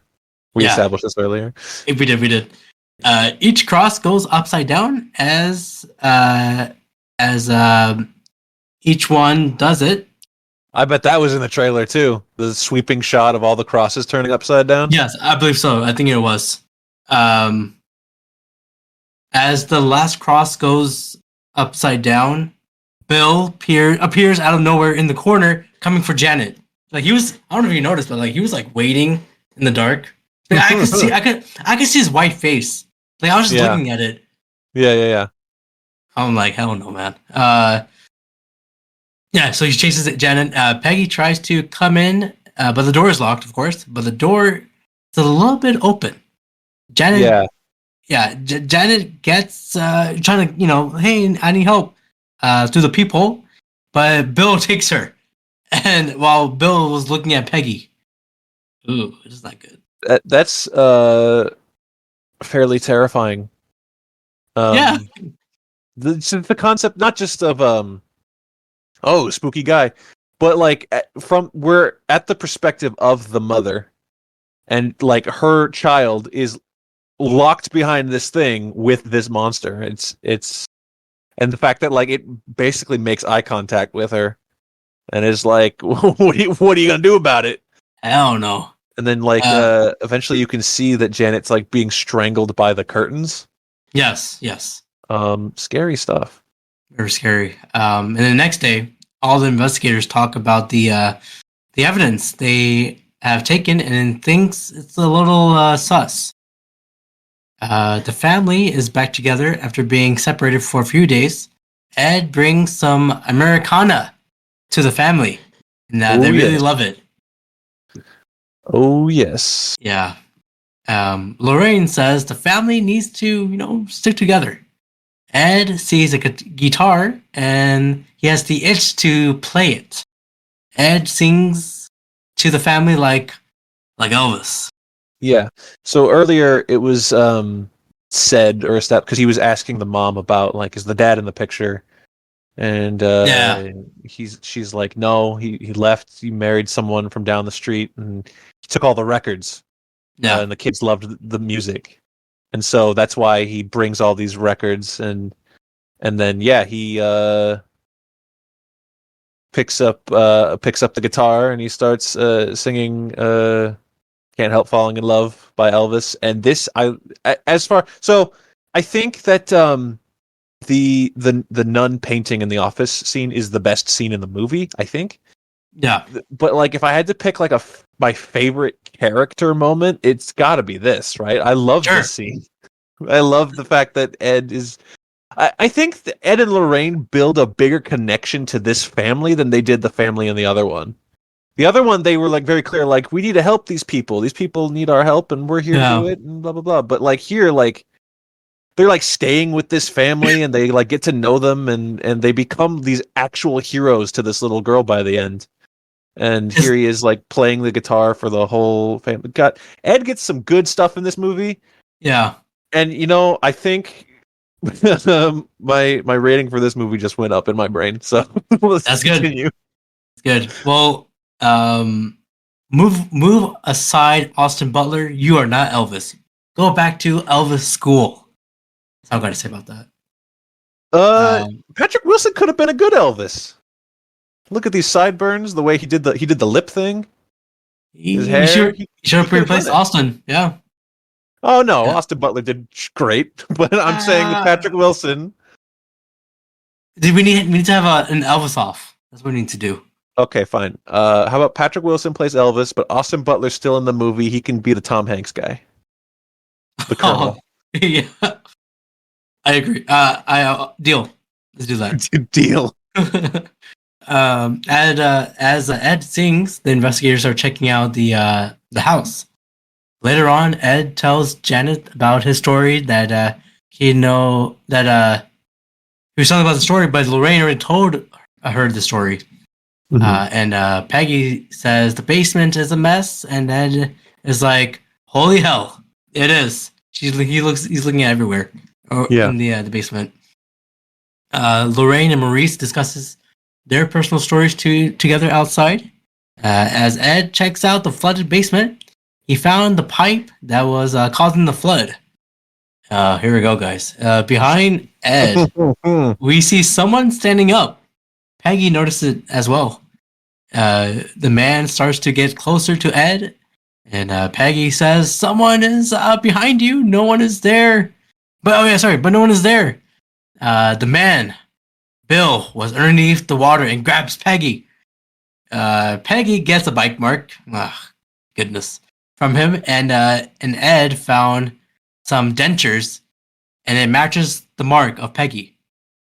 Specifically, where the teeth are missing on the bite mark is where the dentures fill in. This nasty ass man with his nasty ass teeth in this nasty ass water. Maybe he's hungry. I don't know. He's hungry because he keeps biting people because he's hungry. Yeah, maybe he hasn't eaten anything, right? That's unacceptable behavior. I agree. As the kids are putting up the Christmas lights, Janet hears something in the kitchen. So this was the point of the movie where it became very clear. It's like this this haunting, this demon, this Bill son of a bitch. It's just this like nagging problem, and obviously it's growing and it's getting worse and worse, and we have to deal with it. But it really does seem like this just problem that this family has to deal with because they're having a good time. They're like laughing, giggling, putting ornaments on the Christmas tree, and then Bill starts doing some Bill stuff, and then everyone's like, "Oh, it's Bill again. We gotta don't go in the kitchen. Everyone stay together." And then the little brother is because earlier Ed says like, "Do you have bullies at school?" And they do because we saw him. We saw a little kid being an asshole earlier. He was. And he's like, well, this demon is like a bully, and he wants to divide you and keep you down, and that's how he gets power. And so the little Johnny is like, I'm not gonna let this guy bully my family, and he goes into the kitchen, and he shouldn't have done that. He shouldn't have gone into the kitchen. Yeah, because Janet says he is playing with knives in the dark. Johnny, the other brother, goes into the kitchen and sees all the knives stabbed on the table.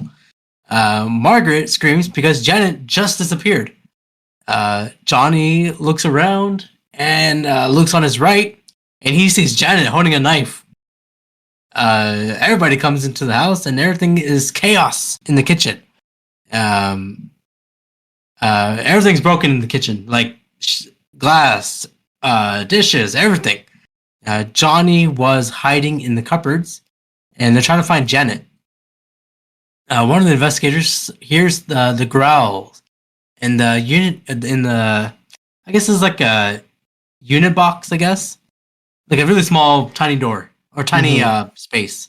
Mm-hmm. They open it up, and it was Janet. She was all tweaking out, all twisted up.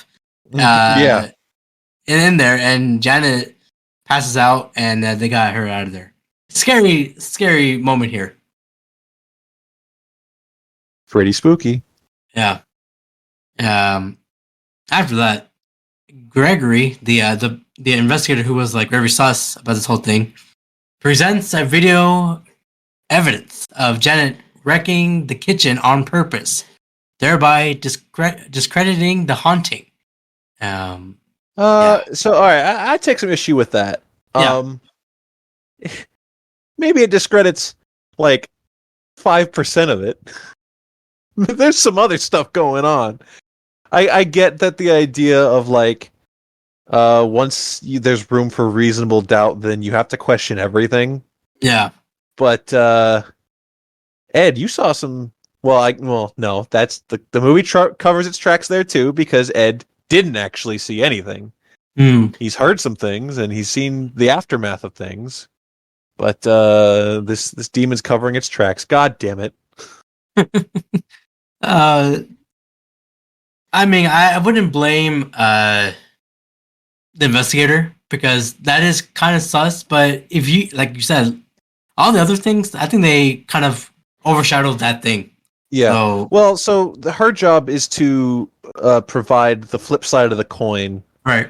Because obviously, as true to real life, like if you say like, "Oh, my house is haunted," well, there's skepticism. Yeah. And people aren't going to believe that because it's a ridiculous thing to believe, in a sense. So her job is to provide the skepticism, whereas the Warrens they're the ones providing the faith, and the faith is like the central theme of like what they're doing here, and that's what how it pays back to the ending, and why they're the heroes. God damn it! Absolutely. Well, Ed and Lorraine left, believing the family is lying for fame. Mm-hmm. However, they discovered that the spirit of Wilkins is only a pawn, being controlled by the true demon, the nun, who is seeking Janet's will. So in the train they were about to leave, Ed plays 2 tapes recordings together on the train, and it says, and the recording the full together, message, the full message says, Bill says, "Help me, it won't let me go." Oh, I love the part too where it's super dramatic, intense, and Patrick Wilson like basically looks at the camera and he's like, "If this works the way I think it's going to," and then it just plays it out, and then we know it's been the nun the whole time. Jeez. Well, Lorraine's ability has been blocked by the nun, preventing her to get a grasp of the truth of Janet's possession. So I guess, correct me if I'm wrong, I guess the nun or the Warrens are on the nun's radar, and why she's bothering the Warrens as well as doing what she's doing. Yeah. Specifically because like they ran across each other at the Amity house, right? Right. Yes. It implies that the nun was behind the Amityville murder, and stuff. And then she like saw the Warrens, and Lorraine can see stuff. She has visions, so the nun is like using this family as like a trap to lure them in or something. I guess it's left a little vague, or I wasn't paying attention. I don't remember. I think they didn't really explain it. Yeah, but it was just part of it. She was just like part of the whole thing. I maybe I'm doing the legwork and connecting dots that aren't there to connect. I'm not sure, but I think that's the case. Is that the nun knows about the Warrens because of the Amity thing, and then she's now like puppeting the Bill Wilkins ghost as a trap for the Warrens because the nun's gonna take them out, and that's why it's simultaneously bothering the Warrens and doing this. So this movie even pays off better. Like my complaints about Conjuring 1, where it's just like when the Annabelle doll gets out in the Warrens' house with the daughter there. Yeah, and I was just like, why is that happening? It just seems a bit much. I don't know, whatever. But then it being as interconnected as it is, I think it works better. Yeah, the storyline is carrying itself from the previous movies, so everything's adding up. Mm-hmm. Lorraine sees Bill in her vision needing some air since he has an oxygen tank. Bill was telling Lorraine he has to leave and sees his family, but the demon wants Janet so bad. So now that we know what we know, should we start a Justice for Bill hashtag? Because he did some sus stuff. He did some crook things, but was it his fault? I don't think it was his fault. And very purposely, when she sees Bill in this vision, he's not like a spooky demon guy. Now he's just like a sad old man. He's just stuck in his favorite chair. Yeah, let's have hashtag Bill Wilkins to justice. Well, no, that implies that we need to bring him to justice. Oh, hashtag. You know what? Just do hashtag Bill Wilkins and take whatever side you want. All right. But yeah, when Lorraine and Bill was talking, all of a sudden, the nun grabs Bill from the back with a spooky demon hand. Yeah. Janet starts to getting possessed again and starts to levitate, and then threw her sister to the wall by telekinesis. Like your dad did to you. No, I knew you were gonna bring that up. He can't. I can't not. It's not my fault. That was a different story. But I'm hearing something from the spirit world. It says hashtag free Bill. Whoa. Whoa. And the spirit, the reason you saw that was the spirit put it in the fantasy football chat. How did that happen? Oh, yeah, that's true. Whoa, the spirit's getting loose. This is a spooky Halloween season. It can get to other servers. Help. Police, help. The best thing that's happened so far. The couple quickly returns to the family. On the car ride back, by the way, they realize having the name of the demon can be their weapon against it, but they don't know the name. But they have an idea. Oh, I've got an idea. Yeah, they should know what it is. They try to get in the house, but Ed gets into the basement. But it locks out Lorraine. Lorraine is pleading with Ed that the vision might happen where you will die, Ed. And but Ed said, "I gotta do what I gotta do," and he gotta save that girl. As Ed, where am I? As Ed's eyes are blurry after going through some shit because he hit some stuff. The steam valve popped. Steam. There we go. Blew hot steam in his face, and Yes, it like temporarily blinded him. that's not good. He's basically useless as soon as that happens. He's doing a big action beat.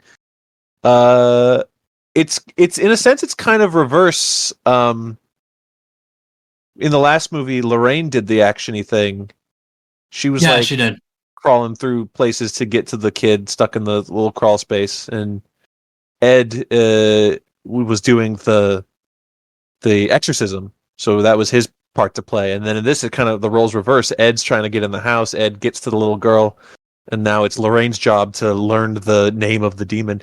Also, I really like the part where Ed opens the window and the demon throws the couch at him. There's a very quick shot where Ed goes, "Oh," and then he gets bonked in the head by the couch. That was pretty funny. It was like a dumb and dumber moment for him. It happens though. Yeah, it happens. Well, before that happened, Ed found the tent and the Crooked Man showed up. Oh, not the Crooked Man. So the Crooked Man, I guess this is also left for us to just put together ourselves. The Crooked Man is the nun, right? It's just a projection from the nun. Yeah, I guess so. It was implied earlier, because at no point in this is the Crooked Man an actual demon. It's earlier it's implied that it's Bill using their like toy to create a monster to scare them. Yes. Because it Janet was there in Bill's voice, right? But now that we know it's the nun and Bill's like not in the picture anymore and the Crooked Man comes back, so the nun is the one creating the Crooked Man. Yeah. So the fact that it was the nun, how are they going to make that a spin-off movie? For those who don't know, the Crooked Man was slated to get his own movie, but then that like got lost in development hell and then canceled, and it's not happening now. I guess he got sent to go fight Hellboy, didn't he? Oh yeah, he did. So maybe that's the movie. Yeah, I don't know. Yeah. It not being a real guy, a real demon. No, I don't know think how that would have worked. They could make it like a different thing, like a mysterious figure, like Slenderman, and make it back in like the 1920s, like in the circus days, like a circus horror film. I guess they can make it out of that. Yeah, I think the easiest answer is just say a different demon made a Crooked Man. Yeah, I guess so. You can say that. Well, yeah. So Ed found the tent and the Crooked Man of the Crooked Man lamp thing, and he looks at it, but the Crooked Man appeared right in front of his face, and the tent exploded, and it went off to the roof or something like that. I like how Ed's blinded and he's stumbling throughout the house, and the moments where everything's all blurry, but you see like the blurry silhouette of the Crooked Man behind him, like he's lurking around before he strikes. Scene, it's cool. Yeah, it's good. This movie pulls off a lot of stuff very well. I don't know if I said it yet, but I think it's a 5 out of 5 on Letterboxd for me right now. Now, see, when I saw your Letterboxd review, you gave it 4.5. Did I? I might have to bump it up. Yeah, I'm gonna bump mine up too. We'll talk about it at the end. Yes, they found Janet possessed, standing at the window, ready to commit about to kill herself. Ed grabs Janet, but go ahead. Lightning strikes the tree outside. Yes, and the tree falls apart, and part left standing upright is a big like wooden spike that's exactly from Lorraine's vision. that happened, and then Ed grabs Janet and brought her back to the room. And then Lorraine finds the Bible in which she wrote the demon's name. Remember, she was like, right to her. She was stabbing her thing, and she addressed the name, and it's Valak. Valak, spelled Valak. Yeah. And it's based off of another. I believe Valak is a fallen angel in mythology. Condemned for some reason or another. I don't know it all. And in the real mythology, it's spelled Valac, but this is with a K because K's are scarier, I think. But K has Now that we know, the name, we can go back to those pictures that I sent you.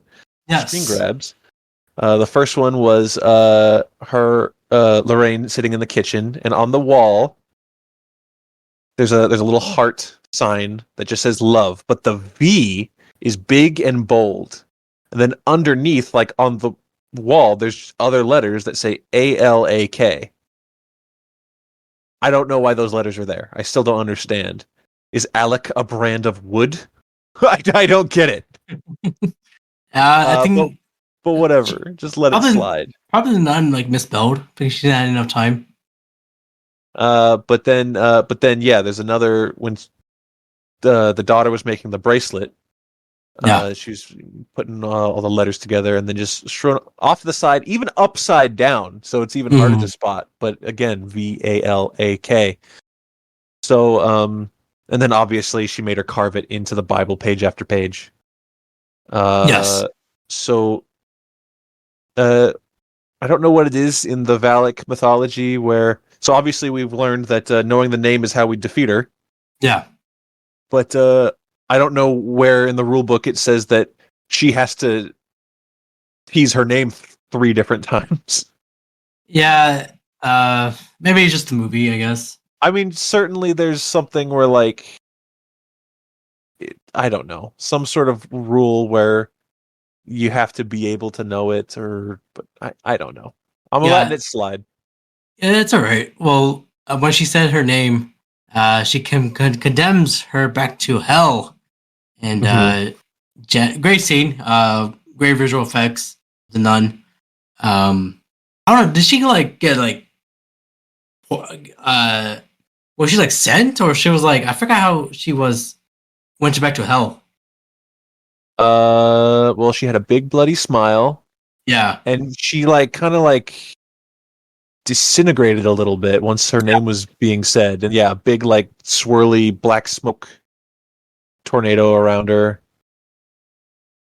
Twisters. She basically slowly transforms into a demon for a second and then gets sucked into blackness, into hell, presumably. Oh, that's good for Lorraine because Janet is freed of the possession. And Lorraine pulls her and Ed to safety. Ed and Janet do not fall out the window. Ed does not die. No. She saved Ed, but does that mean Ed will die in a later movie? I don't know. Because you can because she kind of time travel. No, she stopped the future, so the future is something else now. So I don't know.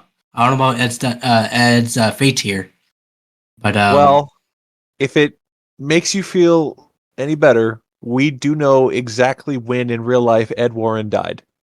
Yeah. So, yeah, and it wasn't the 70s. So it was recent. Well, it wasn't that. It was 2006. So if we get to a Conjuring movie set in 2006, then we know this might be it. Patrick Wilson will die in that movie. Oh God, I hope not. Hope not for real. Not for real. Well, let's end this movie here. After returning home, Ed adds an item to his collection: a haunted crooked man toy owned by Peggy's youngest child. First, before that, he has a moment with the girl. Spent the whole movie. What's her name? Janet. Janet. Thank you. Yeah. So yeah, Ed and Lorraine have a moment where they're sitting with Janet, and she basically says like, because Ed and Lorraine both told their stories of like, oh, I met the one person that believed me, and I married him, and then same thing, vice versa. And then Janet says like, I'm so lucky because I had two people that believed me. Yes. And that's very sweet. And Ed gives his cross to Janet. He says, his little cross necklace. He's like, this has kept me safe, and now it'll keep you safe. And I thought during that, I was like, Ed, you still need that. If that's keeping you safe, brother, you need that. You're not done. But that's okay. It's a very sweet moment. And then, yes, what I have to say about the Crooked Man thing being added to the collection of haunted objects. That wasn't haunted. he thought it was pretty cool, so he just kept it. Yeah, I mean, he's like, I need a trophy, and I did see a crooked man, so we'll count that. But not only was that not actually haunted, it was.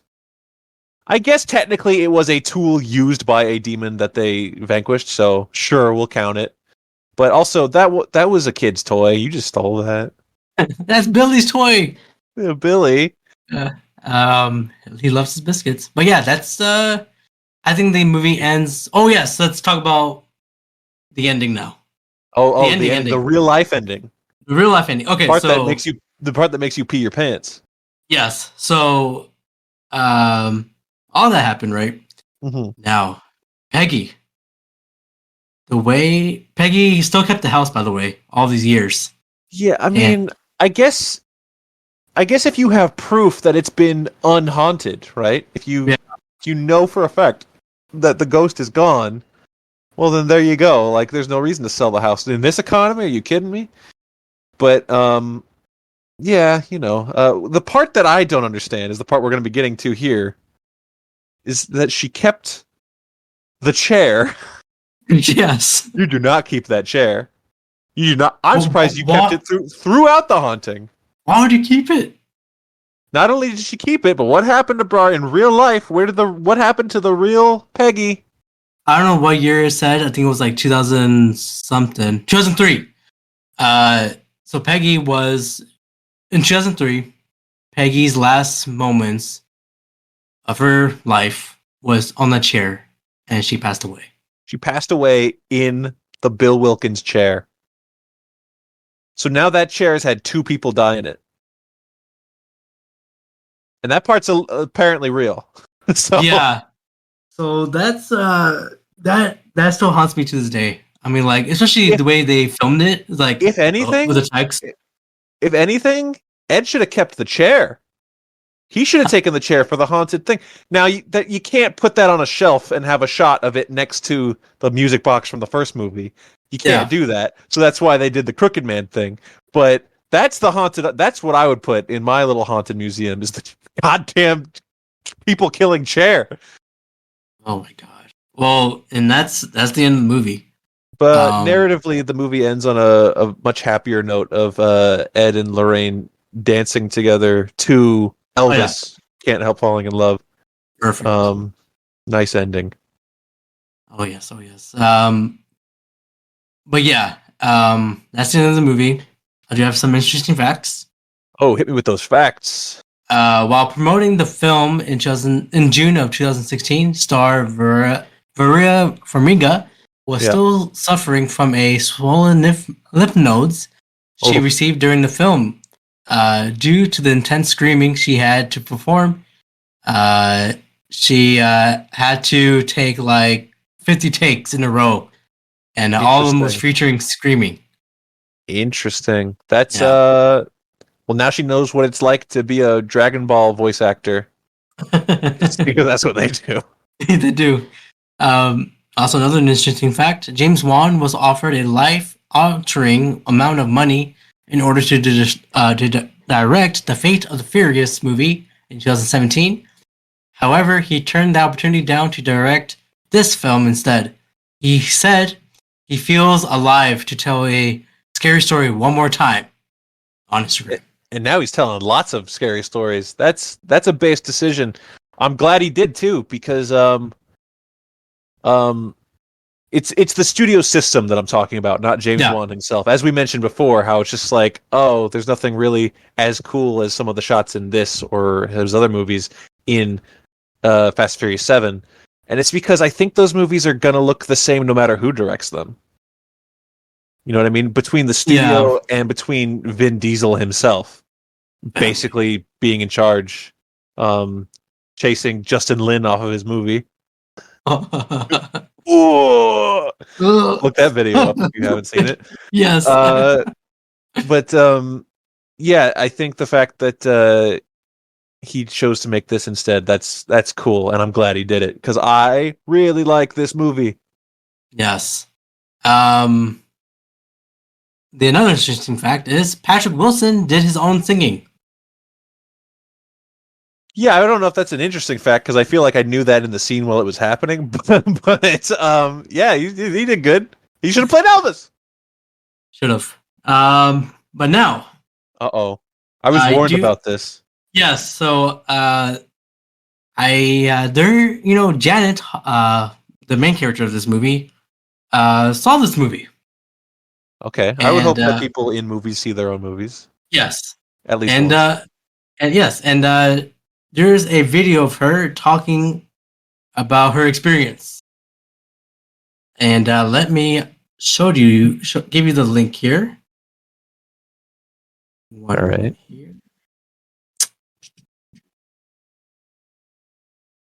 I will not edit this out because no, we don't do that here.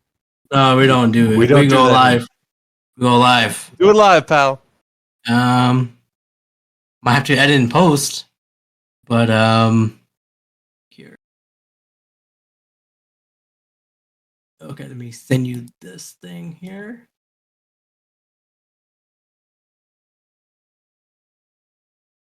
Okay, and we will watch it at the same time. Oh goodness.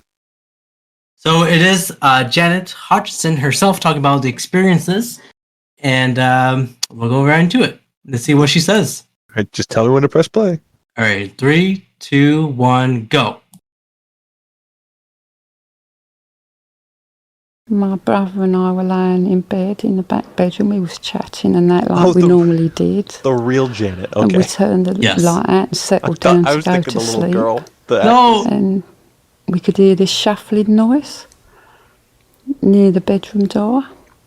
At the bottom of my bed stood a chest of drawers, and the chest of drawers started shuffling and it moved towards the door.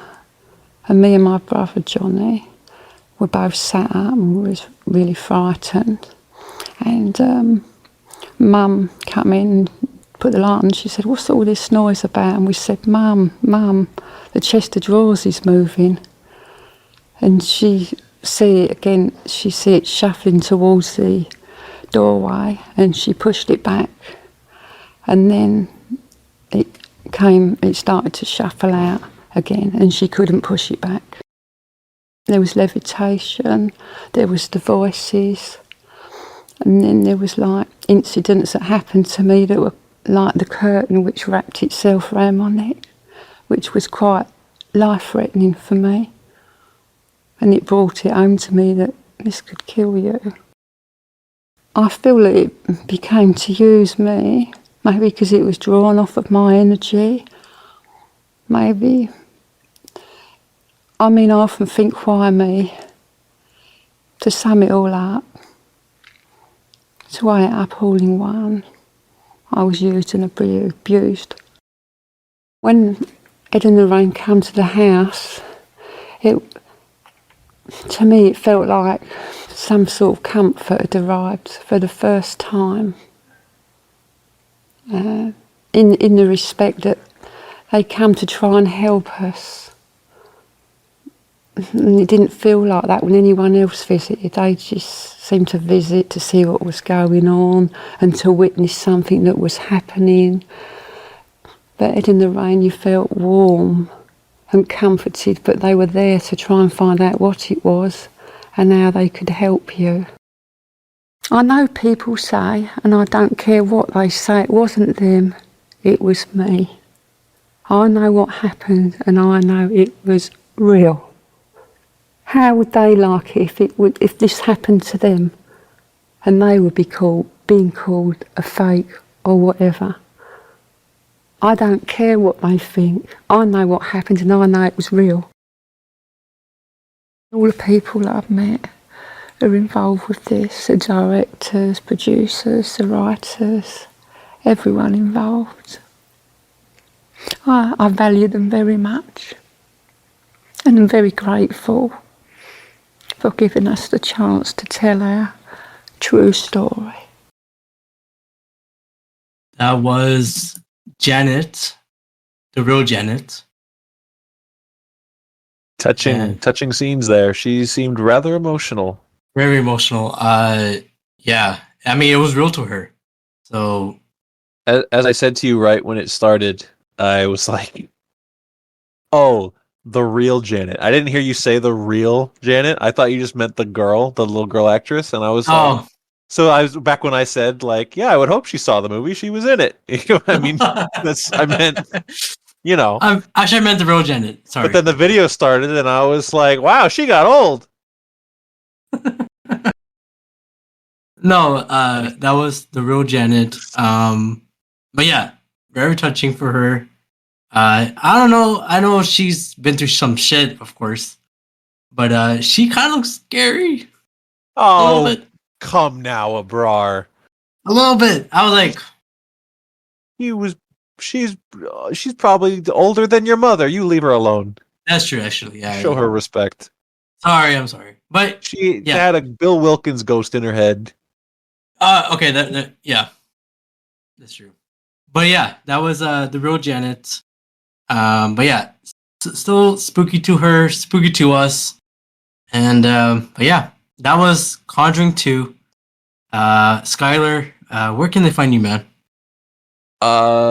They can find me here a couple days from now, where we'll be reviewing our next movie, which unfortunately is the 2016 Wolves at the Door, which is somehow technically part of this universe.